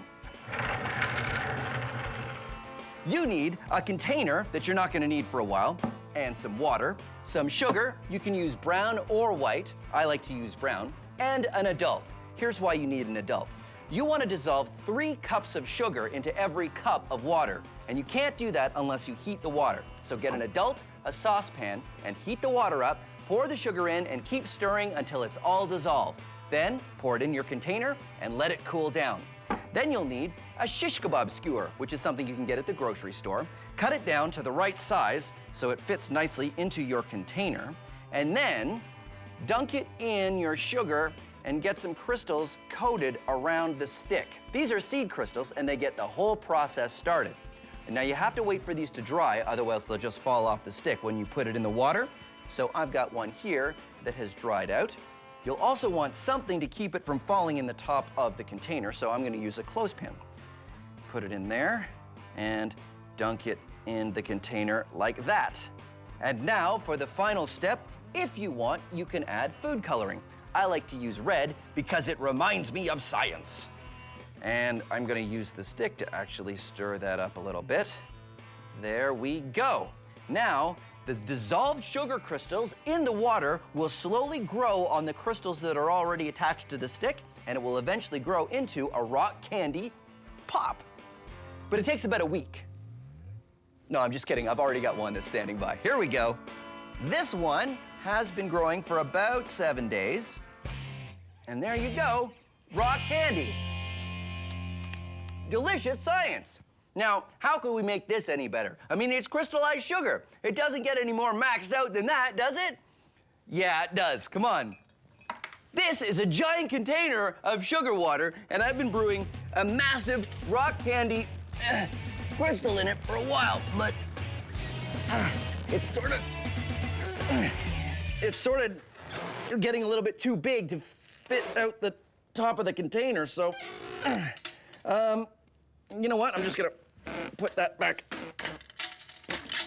in there and chalk that one up to science because, well, eating a rock candy crystal that big would definitely not be good for my teeth, so yeah. Inertia. What is it? Well, it's directly related to Newton's first law of motion. An object in motion tends to stay in motion, an object at rest tends to stay at rest. Let's do an experiment. Here is an object. Right now, it's at rest. You might think that means it has no inertia, but that's not true. Inertia just means an object's tendency to keep doing what it is doing. Right now, it's doing nothing. But if I wanted to overcome its inertia, I would have to put energy in. And now that I have, it is moving on its own. It has inertia. If I wanted to stop it, I would have to overcome its inertia, its tendency to keep moving. There. I went exactly that far. Now, let's max it out. I'm adding these weights to the cart. Now it has a lot more mass, which means it has a lot more inertia and its tendency to do nothing. But this time it has a lot more inertia. If I wanted to get it going the same speed as before, I'd have to put in a lot more effort. There, now it's going the same speed as before, but now it has way more inertia, so stopping it will be harder.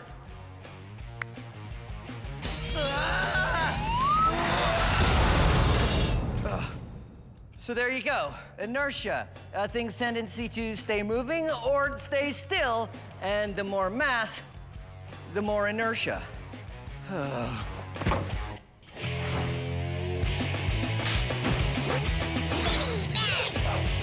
Dear Phil, I can't believe you did a whole episode on boat propulsion and you didn't use the greatest thing out there for making a boat move, a propeller. Sincerely, a fan. Well, let's talk about propellers. Oh. Good thing this is fan mail. Get it? Because it's a fan?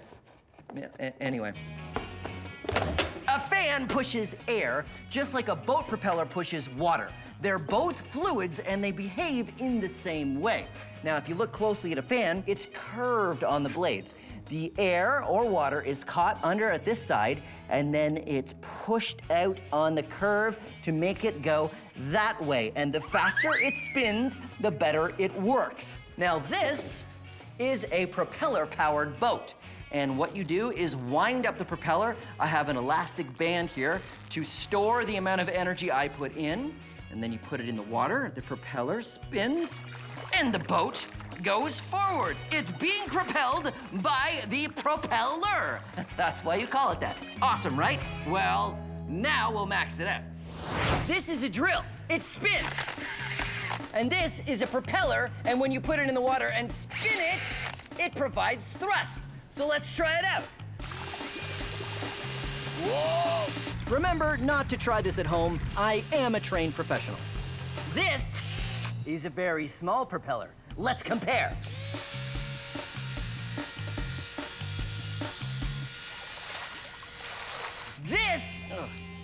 This is a super maxed out propeller. Whoa, okay, let's try it out. Whoa! Wow! The larger a propeller is, the more energy you need to turn it, and the more propulsion you get out. Here's another fun way you can play with elastic force. Take a milk carton. I prefer Science Max milk because it's the creamiest. 2% cream, 100% science. Wrap some elastic bands around it with some popsicle sticks on the bottom, sort of like feet.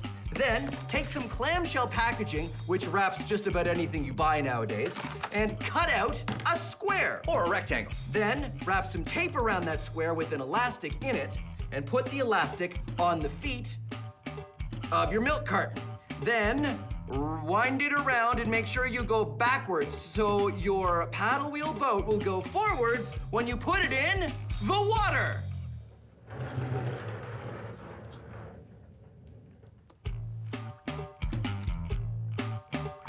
And there you go, a paddle wheel boat. Now it is time to max it out.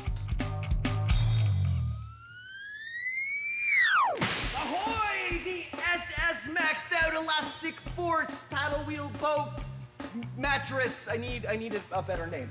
But I've made a giant paddle wheel boat that will work on elastic force because I've got surgical tubing as my elastics, and that's an air mattress. And then I use some lumber to hold it all together. And of course I need a paddle wheel, and what better thing to use in a pool than a flutterboard.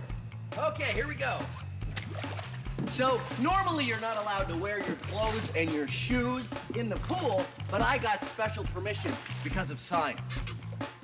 Besides, I'm not worried at all, so I didn't wear my swimming outfit because I figure I can totally do this entire experiment without even getting wet. That is how confident I am.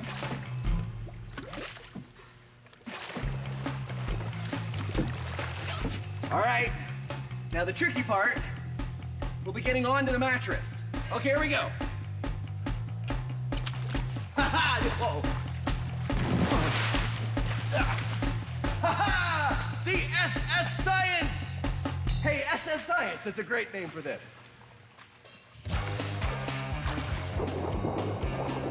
Look, it works great, and I managed to stay totally dry.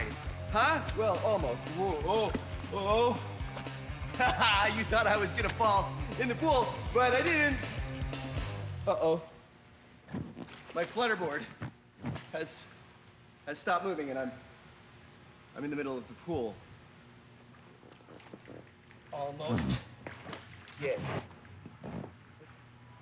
Didn't think this through. No. No. No. No, that's not going to work. Maybe I'll wait. This is a climbing frog. Why does he climb? Because of science. I pull on this rope, and then I pull on that rope, and I pull on that rope, and that rope, and he climbs up the ropes. And why? Well, because of friction. The secret is 2 straws. The straws are pointed away from each other at the bottom. This allows it to climb thanks to friction. Take a closer look. When I pull on one string, it pulls straight, which makes the frog pivot. That string slips through the straw because there's not a lot of friction, but there's lots of friction on the other side because of the angle. So one side of the string goes down, which makes the other go up, which means the frog goes up with it, all thanks to friction. So now, let's max it out. This is a super maxed out climbing frog. Just like the small version, I have a rope going through 2 tubes. I pull on one rope and the other holds on by friction. Then I switch. And it does work. It's just a lot harder to pull on the ropes. But it totally works. Whoa, guess what? There, and then this one, and then that one, and then that one. Yeah! A giant climbing frog! All because of friction.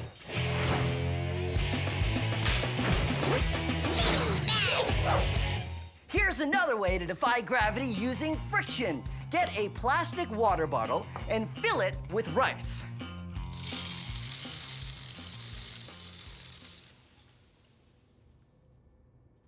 Take two. So get a plastic water bottle and fill it with rice using a funnel.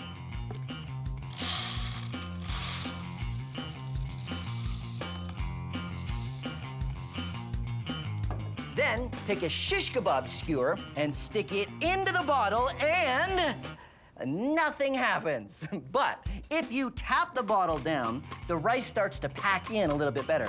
See how the level of rice is lower? Which means you can add more rice. Pack it down even more.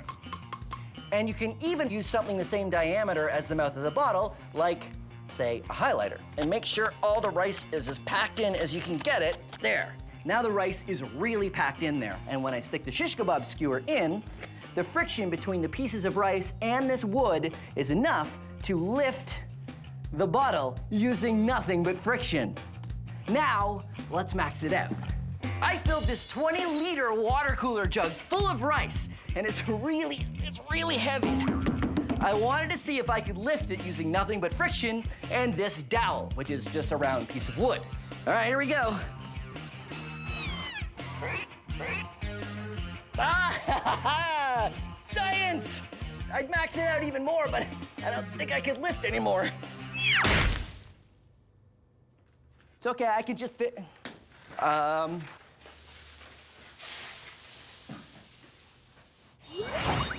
Newton's first law in 60 seconds.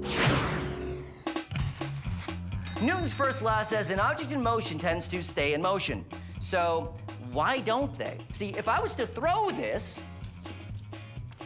it doesn't stay in motion, it doesn't keep going, it slows down and falls to the ground. Well, the whole law states an object in motion tends to stay in motion until an external force acts upon it. So what forces are acting upon this? Well, gravity for one, pulling it down towards the ground, and friction, specifically air friction, slowing this down and making it stop. Now, if you were to have something very light with a lot of surface area, it would really be affected by air friction. You wouldn't be able to throw it very far at all, no matter how hard you tried. So there you go. Newton's first law, an object in motion tends to stay in motion unless it's affected by an external force, such as friction, like air friction. So there you go. Today, we're taking a closer look at chemistry. Ooh. Chemistry is the science of atoms and molecules, the things that make up all matter, and how they interact with each other. Take, for example, this glow stick. Actually, don't take it, because I kind of need it. The glow stick doesn't glow until you... The glow stick doesn't glow until you break the barrier and mix the two chemicals, and they start to glow. Huh? Pretty cool, huh? Chemistry. Now, the chemical reaction we're looking at today is the old vinegar and baking soda volcano. But this reaction doesn't have anything to do with volcanoes. It's chemistry. Now, this experiment is totally safe, but I do recommend you get an adult's permission before you do it because it's very messy. Yeah.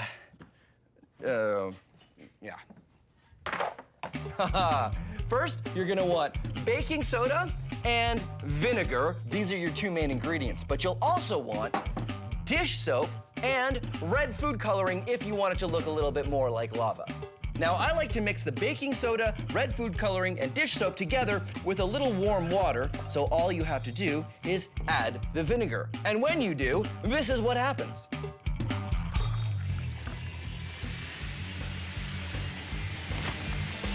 And there you go.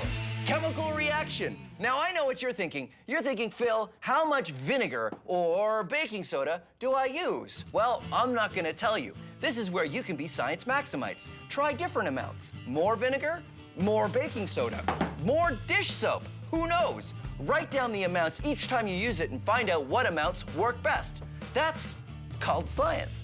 Building a door in a wall is hard because how do you make a big gaping hole in your wall without your wall falling over? Well, people have come up with lots of ways to put doors and windows in walls made of stone blocks over the centuries.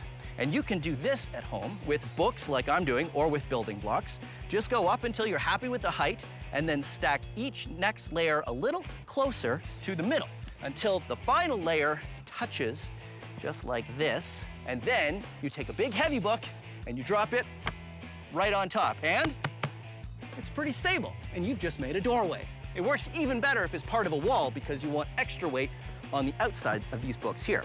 So of course, I had to build one that was part of a whole wall. This is the same corbelled arch built out of little building blocks. And as you can see, I went closer and closer together until it meets at the top, and it is very strong. Whoa. Ha-ha! Now, let's max it out. The kind of arch we're building is a corbelled arch. And the Science Max build team and I are using pieces of wood cut to different lengths. How high can it go?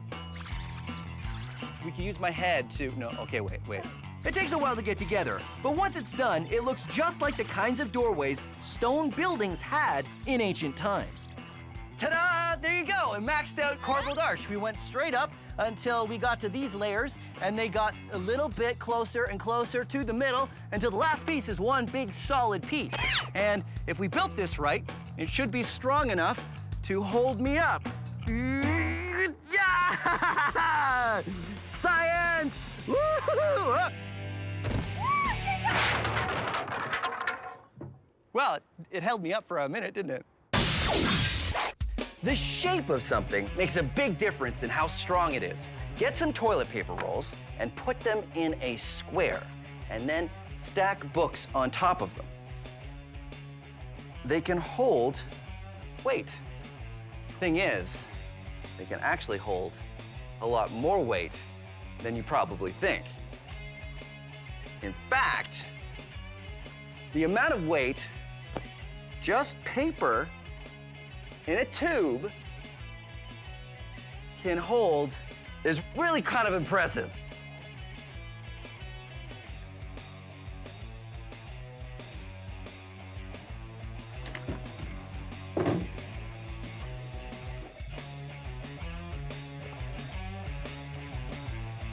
Ha-ha! And now, let's max it out.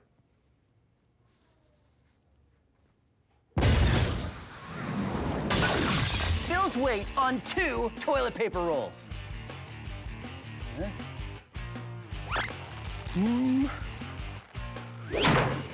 Nope. Bill's weight on 4 toilet paper rolls.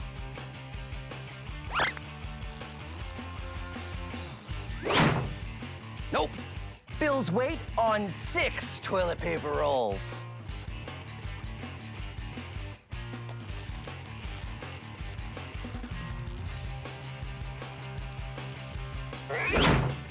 Nope. Bill's weight on 10 toilet paper rolls.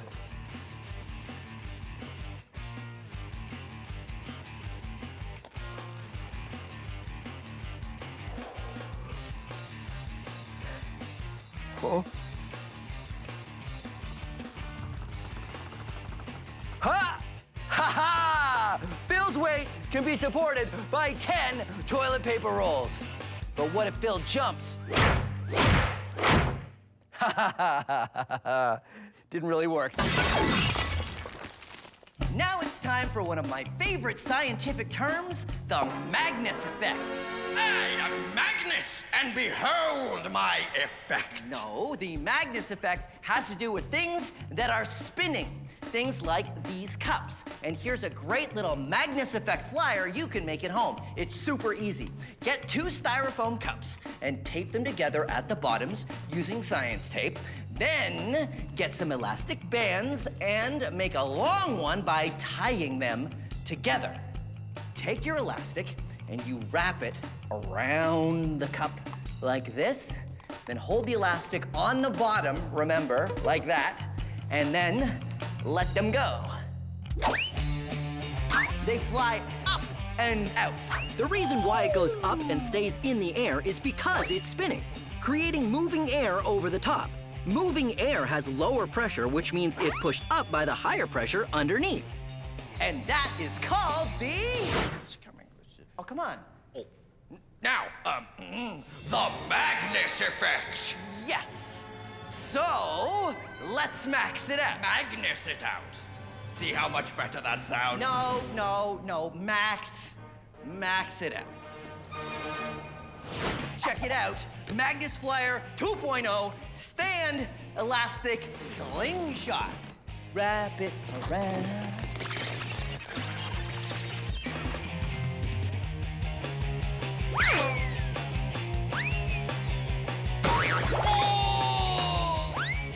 Remember, for the Magnus effect to work, your cups need to be spinning this way, the front side rotating up. Oh, and there you have it, the Magnus effect. I, Magnus, am now taking over the show. It is now Science Magnus. That is my effect, slightly improving the name of science TV shows. Science Magnus. Oh, hello there. Here's a fun science experiment you can do with science and friction together. Take two books, put them on top of each other, and pull them apart. Ooh, not too much friction. But if you take the books and you interleave some of the pages, maybe 3 or 4 parts, and try it again, pull them apart, they're a little harder to pull apart. That's because the friction for more pages touching each other actually starts to add up. So, what if we were to take 2 books with a lot of pages and very carefully and meticulously take each page individually, one at a time, and overlay each one and go back and forth? These are 2 books completely shuffled together. The elastic band is actually just to hold the covers together. All right. So, now the friction between all of these pages, when I try to pull it apart, makes it pretty much impossible.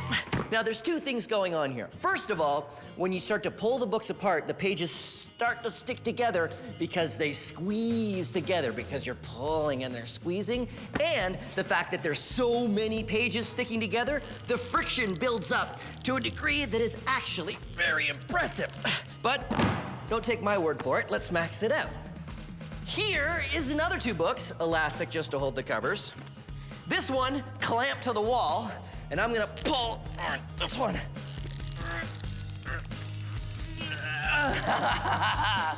Science! Still don't believe me? Well, let's max it out some more. 2 books, all the pages layered together, held together only by friction suspended over a giant vat of slime. Now, let's see how much faith I have in science.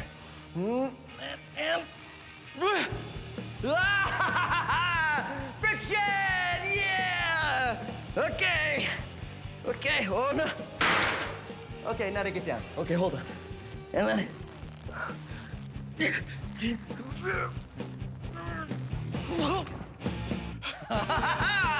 Science! That was close. As you may have already guessed, today is about friction, and here's a really easy friction experiment you can do at home. All you need is a piece of wood. You don't need the frame, and you don't have to do anything fancy to it. Just put one end up on a couch or a coffee table and make a nice ramp. Then you want something to slide down that ramp, and I like to use a piece of wood. Now check it out. Wood ramp, wood block. The friction is so much that the wood slides to there. Now what I like to do is take a little flag and mark the results. Recording the results is good science. Now here's where it gets fun. Get another surface and attach it to the wood, like carpet and wood. Let's see how far this goes. Not as good, all right? record the results. Cardboard. Ooh, nicely done, cardboard. Foam.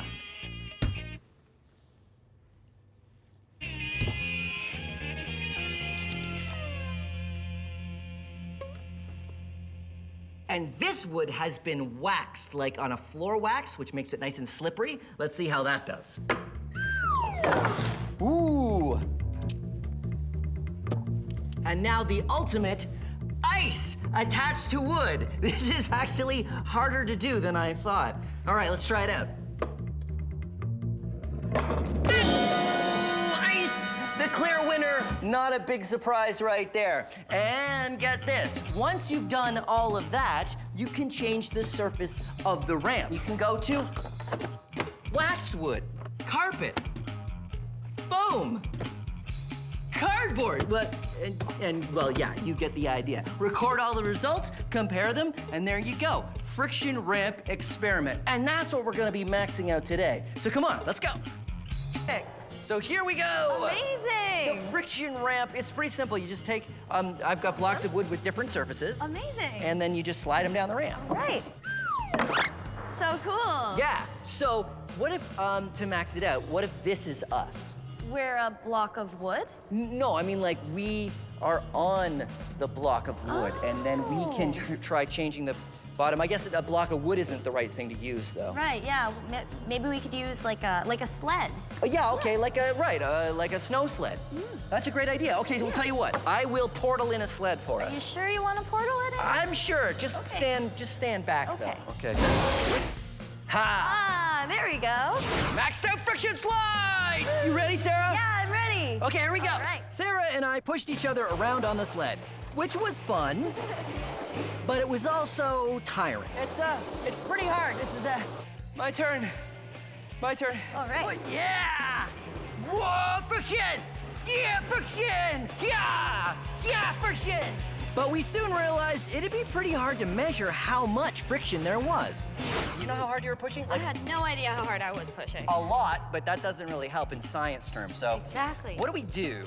Well, with your first experiment, you used a ramp. Could we maybe put a ramp up in here? In here? In here, yeah. I guess. Then we can measure also how far we go so we know how much friction is being used. Right, so we have our control, and then we have all the, just like the blocks. Exactly, just like the block. Okay, great. So we'll get the ramp, we'll get a bunch of wood, Yes. we'll get some tools. Yeah. If you want to build a block tower, you might think the fastest way to do it is just by building a single stack of blocks. But science may have a few things to say about that, and those things would be no. And let's try it with books. The books are much wider than the blocks, so that will give me a wider base, right? But it's all about the center of mass. You compare how wide it is to how tall it is. Right now, it's pretty wide and it's not that tall, so the center of mass might be around here. But if you go high enough, how high it is compared to how wide it is changes a lot. It's getting higher, but not any wider. The center of mass is probably right around there somewhere, which means it's gonna be really hard to balance that. Whoa, careful, almost. I can do a little bit more, I bet. Oh, careful, careful. Whoa. It'll only get so tall. So there you go. You can never stack a single stack of anything very high. But just in case you don't believe me, let's max it out. Ah, ha, ha. Oh, careful. Now it's time to see how high, whoa, how high I can make a single stack of boxes. Okay, and whoa, 6 boxes! 6 boxes! 6 boxes! Whoa! Can he go as high as 12? Let us find out if I can go as high. Apparently not. Can he go as high as 11? Can he go as high as 11 boxes?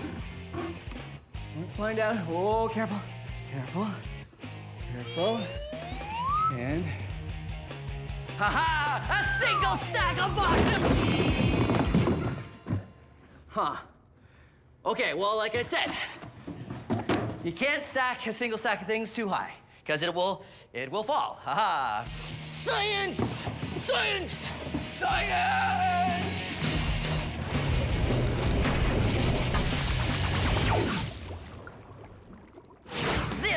is a pencil. You probably have one of these at home and use it for all kinds of interesting things like writing and drawing, and that may be it. But if you have a lot of pencils, you can build stuff. I'll show you some of my favorite pencil builds. Check this out. It's a pencil cube. If you want to try building one yourself, you build it like this. Get a piece of foam and then lay out 11 pencils this way, and then another 11 that way, so they make a nice square. Then take sharpened pencils and stick them into the foam in all the gaps. Go all the way around, and then keep adding more layers of pencils, and eventually you will have a cube. Now, if you don't have 366 pencils at home, you can do the same thing with toothpicks.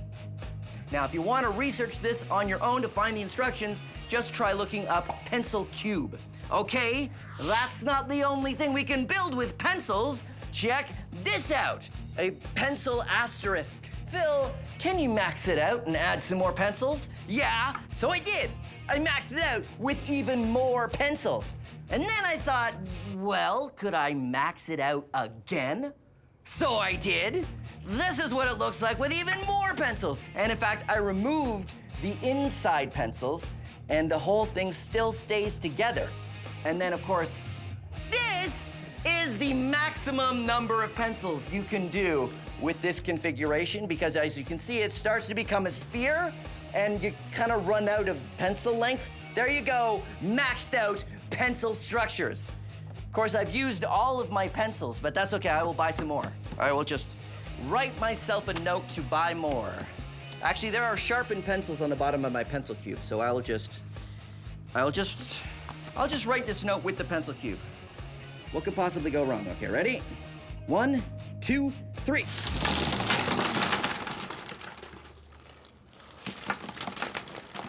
And it's still standing! Oh, that one's not sharpened. Oh, here we go. Where'd my book go?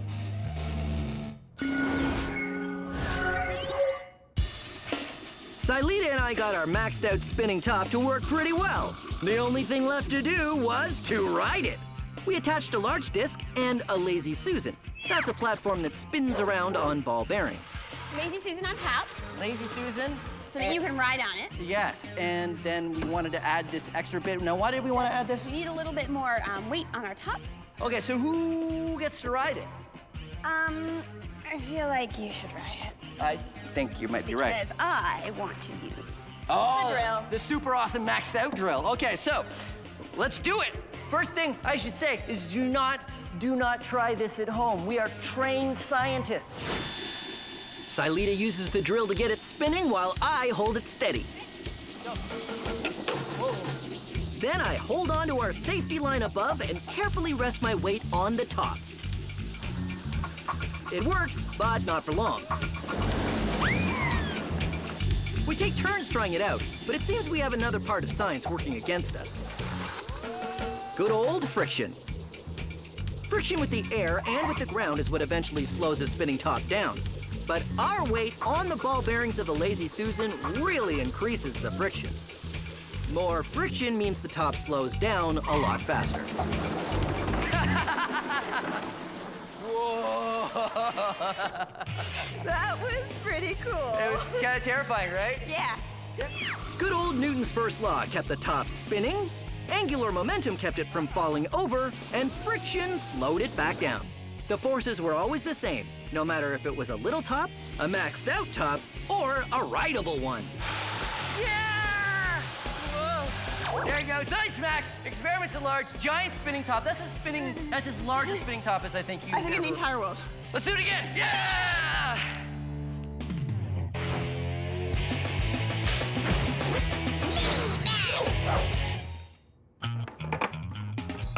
You may have heard of cup stacking, and if not, you're missing out, because not only is it fun, but it's something that kids are the world record holders at. And it's all about, you guessed it, stacking cups. Now, I have learned the pattern, but I'm not super fast at it.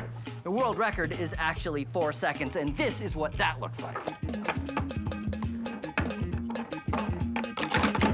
Haha! but you can't use camera tricks to help you. You have to practice to get faster. Now, you don't need to use official sport stacking cups, but if you don't know your science, some things will work against you. First of all, these cups have holes in the bottom, which makes them not very good as, cups. Why do they have holes in the bottom? Because of science. You see, when you pull the cups apart, there is air that needs to get inside this cup. If you don't have a hole, like these ones, the air makes them stick together because there's nowhere for the air to get in except for underneath, and they will stick. Once again, let's compare.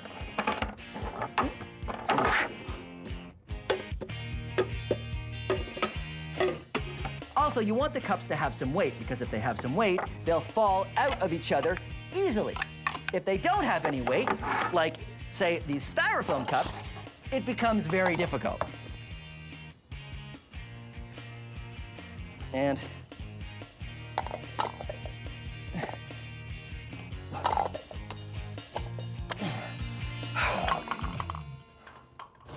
cup stacking with trash cans. Okay, here we go. Even though these trash cans were heavy, they didn't have holes in the bottom, which means they stuck together. A lot. So why didn't I drill holes in the bottom of these trash cans? Okay, and then, well, I needed them in episode 6 to make 11 barrels of slime.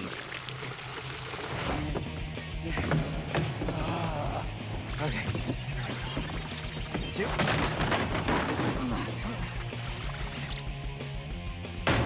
No.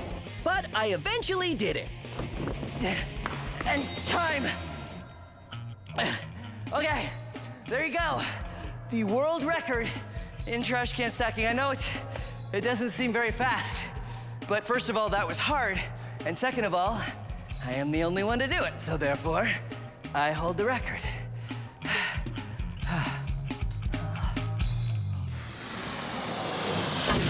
This is a house of cards, and if you've never built a house of cards, you should definitely try. Try, because it's not easy. What you need to do is you need to make triangles with the cards. If you do it just right, they'll stay up. Then you take another pair of cards, like that. You take another card, and you put it on top. And it stays up. Keep on building by making triangles and putting another card across the top like a roof. Then, when you're ready, you can start to make a second layer. It takes a lot of patience to make a house of cards. But with enough patience and really steady hands, you might be able to finish it. There we go. A house of cards.